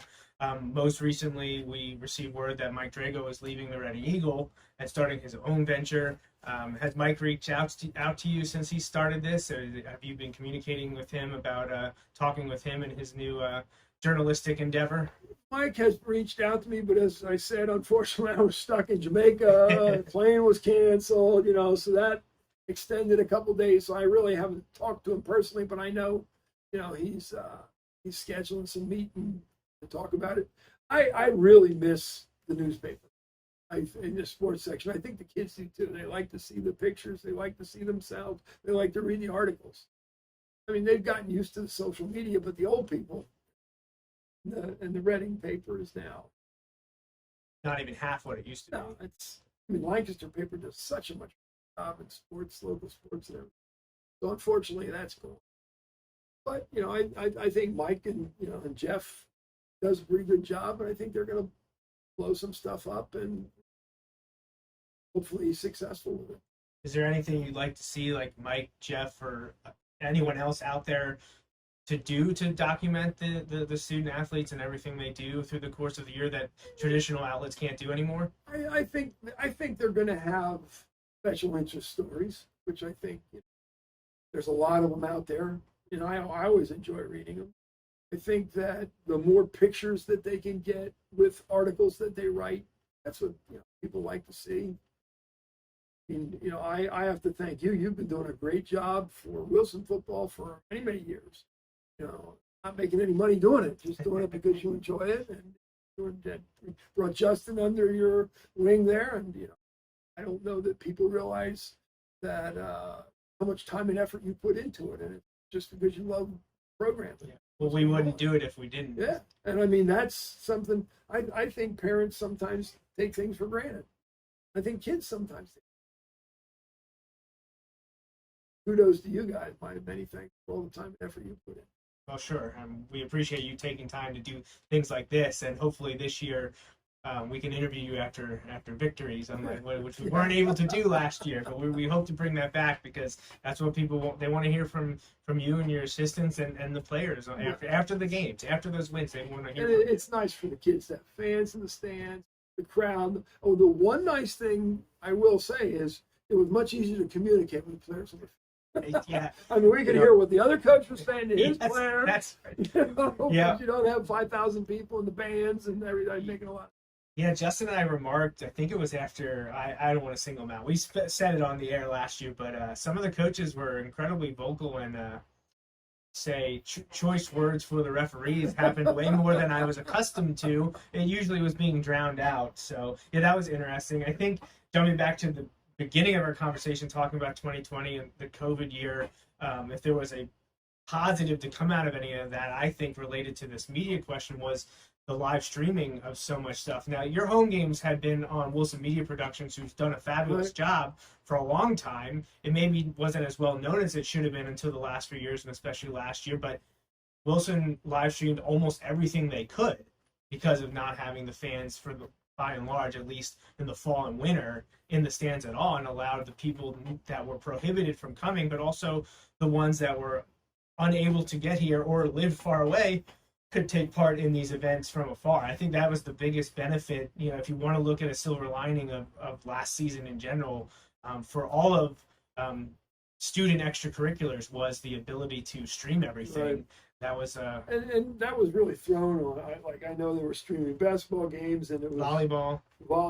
It was really hard because the announcer was always there was a time lag there, and it was really They did their best. Right, but it's all stuff that they'll get better. They need to get some color commentators that understand sport, that are working. Right, yeah. Because they were kind of vanilla with I'll take the baby steps versus nothing. That's. But I'll tell you what. I talk to people all over the country, and they watched. Bernie Stopby watches every game. Yep. Jerry Summer watches the games. Greg Store. You're talking Texas Arizona, Colorado, Louisiana, Florida. Yeah, it's interesting. I don't have anything to do with the media production, so I can't see their analytics. But I know just because I can see who's watching when they comment, I'm saying you've got people from all over the United States watching these games. Right. It's something that should have been taken advantage a long time ago, and I hope it stays in whatever capacity they're able to do. But yeah, We had definitely, somebody in Guam last. yeah, all over. There's Bulldogs fans everywhere. Yep. So,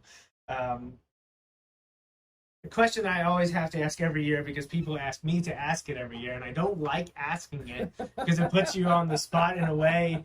I know what's coming. But your focus is on this year. But have you thought about your future? You told us a couple years ago that it's something that comes to the year. When the season wraps is when you really, figure out, was this the end, or am I ready to go one more round? Is that still where your mental state is at? It is, and I mean, There are times that all of the paperwork and all of the strenuous stuff wears on you, right? But working with the kids never gets tiring. And my enthusiasm in a game never gets tiring. So, at the end of a season like last year with that fiasco with playoffs, when we lose a real close game in the district or state playoffs, you're ready to, just put in so much time and effort, you're ready to hang it up all the time. Yeah, I don't know. There are other things that I have to take into consideration. I mean, I asked my staff, and I don't know that they're really truthful with me.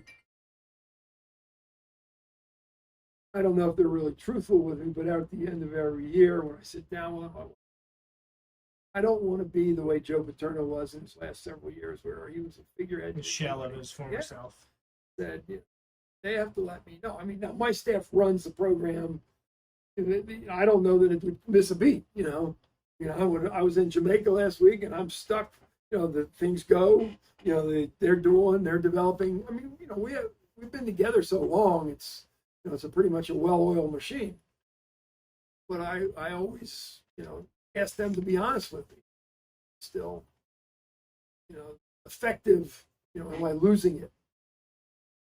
I mean, I'm probably my biggest critic on looking at, where I am and what I do. And my wife gets so upset because I say, we can't go. I can't be away for this. I got to be there for this. And I do love the travel. So that's a big sacrifice. I mean, but,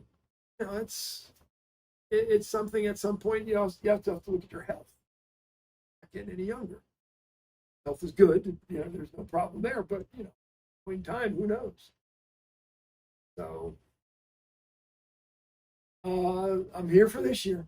2021 is guaranteed. 2021 is guaranteed. Jeff Reinhardt, yes, I will be here this year. That's a myth Yes, sir. propagated by Ernie Wolber. Practical joke at media day. A good one. Good too. one. It was very good. And I didn't put him up to it. That was the road. Great, But great the players job. knew he was doing it because they almost spit their water out laughing. He told you. But, I mean, it's year to year. And I don't want to leave the program not in good hands, not in great shape. So we have some coaches on our staff that are interested in being head coaches. Don't think they're quite ready yet. So it's every year I reevaluate. That's what you've told me in the past, but I'm a big symmetry and numbers guy, so I look at your numbers of years and I'm like, well, 20 as head coach and 50 on the staff line up so perfectly. So not including this year, you got 4 more to go. So that's perfect. That's what you're focused on, and that would get, like I promised you a couple years ago now, that if you're still the head coach when it comes to Wilson's 80th season, we would do a flag football That game would be the again. 80th season. That would be, I think, it might be the 80th anniversary or 81st season, I think, because now we're 2 years into it. So we're 3 years away from that. But yeah, it would be the 80th anniversary of Wilson football 4 years from now. But yeah, I'm a symmetry and numbers guy. Not trying to start something. There's nothing happening. That's all on me. No, any kind of luck I give you really push 200 wins by then. Yeah, well, hey, that's I got all the stats, and we'll talk about it, I'm sure, after Justin and I catch you after victories this fall. But the last thing, and like I asked your assistants to say, is there something you want to say to the fans and community as we prepare to start the 2021 season? After the way things went last year, where very few of them got to watch you perform on the field. What's your message to them? A Friday night in West Lawn is a huge social community event. I mean, from the little kids that come and run around like screaming banshees and just have fun, to the junior high kids who are going through their whole social thing, the high school fans, the kids in the high school, the super fans, it's and all of the fans that we have that have been coming to Wilson football for 40, 50 years. It's just going to be great to have them back. It's going to be great to have that community centralized activity once again, where everybody can get together and just enjoy high school sports for what high school. Excellent. Well, Coach, thanks again for sitting down with me to talk Wilson football for an hour. And we look forward to speaking with you after victories on fall Friday nights in just a few weeks. Well, you'll talk to me a lot. Thanks, Coach. Thank you, Jeff. All right, so that was the interview with Coach Dahms just this past week. I know it was long. I know the entire show was long, getting to hear from all the coaches, but it's kind of the official start for the football season now that we have that show in, because tomorrow's heat acclimatization, as Justin and I mentioned already. So there was your primer. Now we're ready to roll. Wilson football is back, and things are going to be there's going to be a lot of fun to be had. It's right around the corner. We're less than 3 weeks away from kickoff against Central Dauphin. So again, thanks to Coach Wolber, Coach Steinmeyer, Coach Brandon Dahms, and Coach Doug Dahms for sitting down with me for almost 2 hours between the four of them over the just this past week and doing that for this show. Justin and I will be back next Sunday, as mentioned previously, August 15th, 8:30. Just for our normal hour spot, it will be completely live. We will be welcoming in a guest, though, for that live show, and it will be Mike Drago of MikeDragosports.com, the longtime journalist from the Red and Eagle, covered sports for them, primarily Scholastic, for the last 38 years, has decided to go out on his own, as you probably have seen me writing about on Facebook and Twitter. I hope you have been checking out his stories on MikeDragosports.com. They have been free since launch a week ago today, and will be so for the foreseeable future. But I hope once the paywall goes up, many of you will subscribe to see articles. He's already written a few Wilson-centric articles. He's got a great stats and schedule page for all the teams, not just Wilson. And his most recent article, I believe published today or yesterday, was about Wilson senior running back, linebacker Jaden Jones, and his career so far, and what we could expect from him this year and in the future as well. So check out MikeDragosports.com and tune in live next Sunday, August 15th, to the Bulldog Hour at 8:30 p.m., where Justin and I will sit down with Mike to talk about his new endeavor and his coverage over the last nearly 4 decades of Wilson football. But that's going to do it for me here this evening. Thanks so much for listening or watching to the 3rd episode of the Bulldog Hour's 7th season. We'll be back next week. And until then, go Bulldogs. Thanks for listening to this week's episode of the Bulldog Hour. Want more Wilson football? Follow the show on Facebook, Twitter, and Instagram. Subscribe to the podcast on iTunes and SoundCloud. Or visit www.bulldoghour.com. The Bulldog Hour is a featured program on jmnjrradio.com.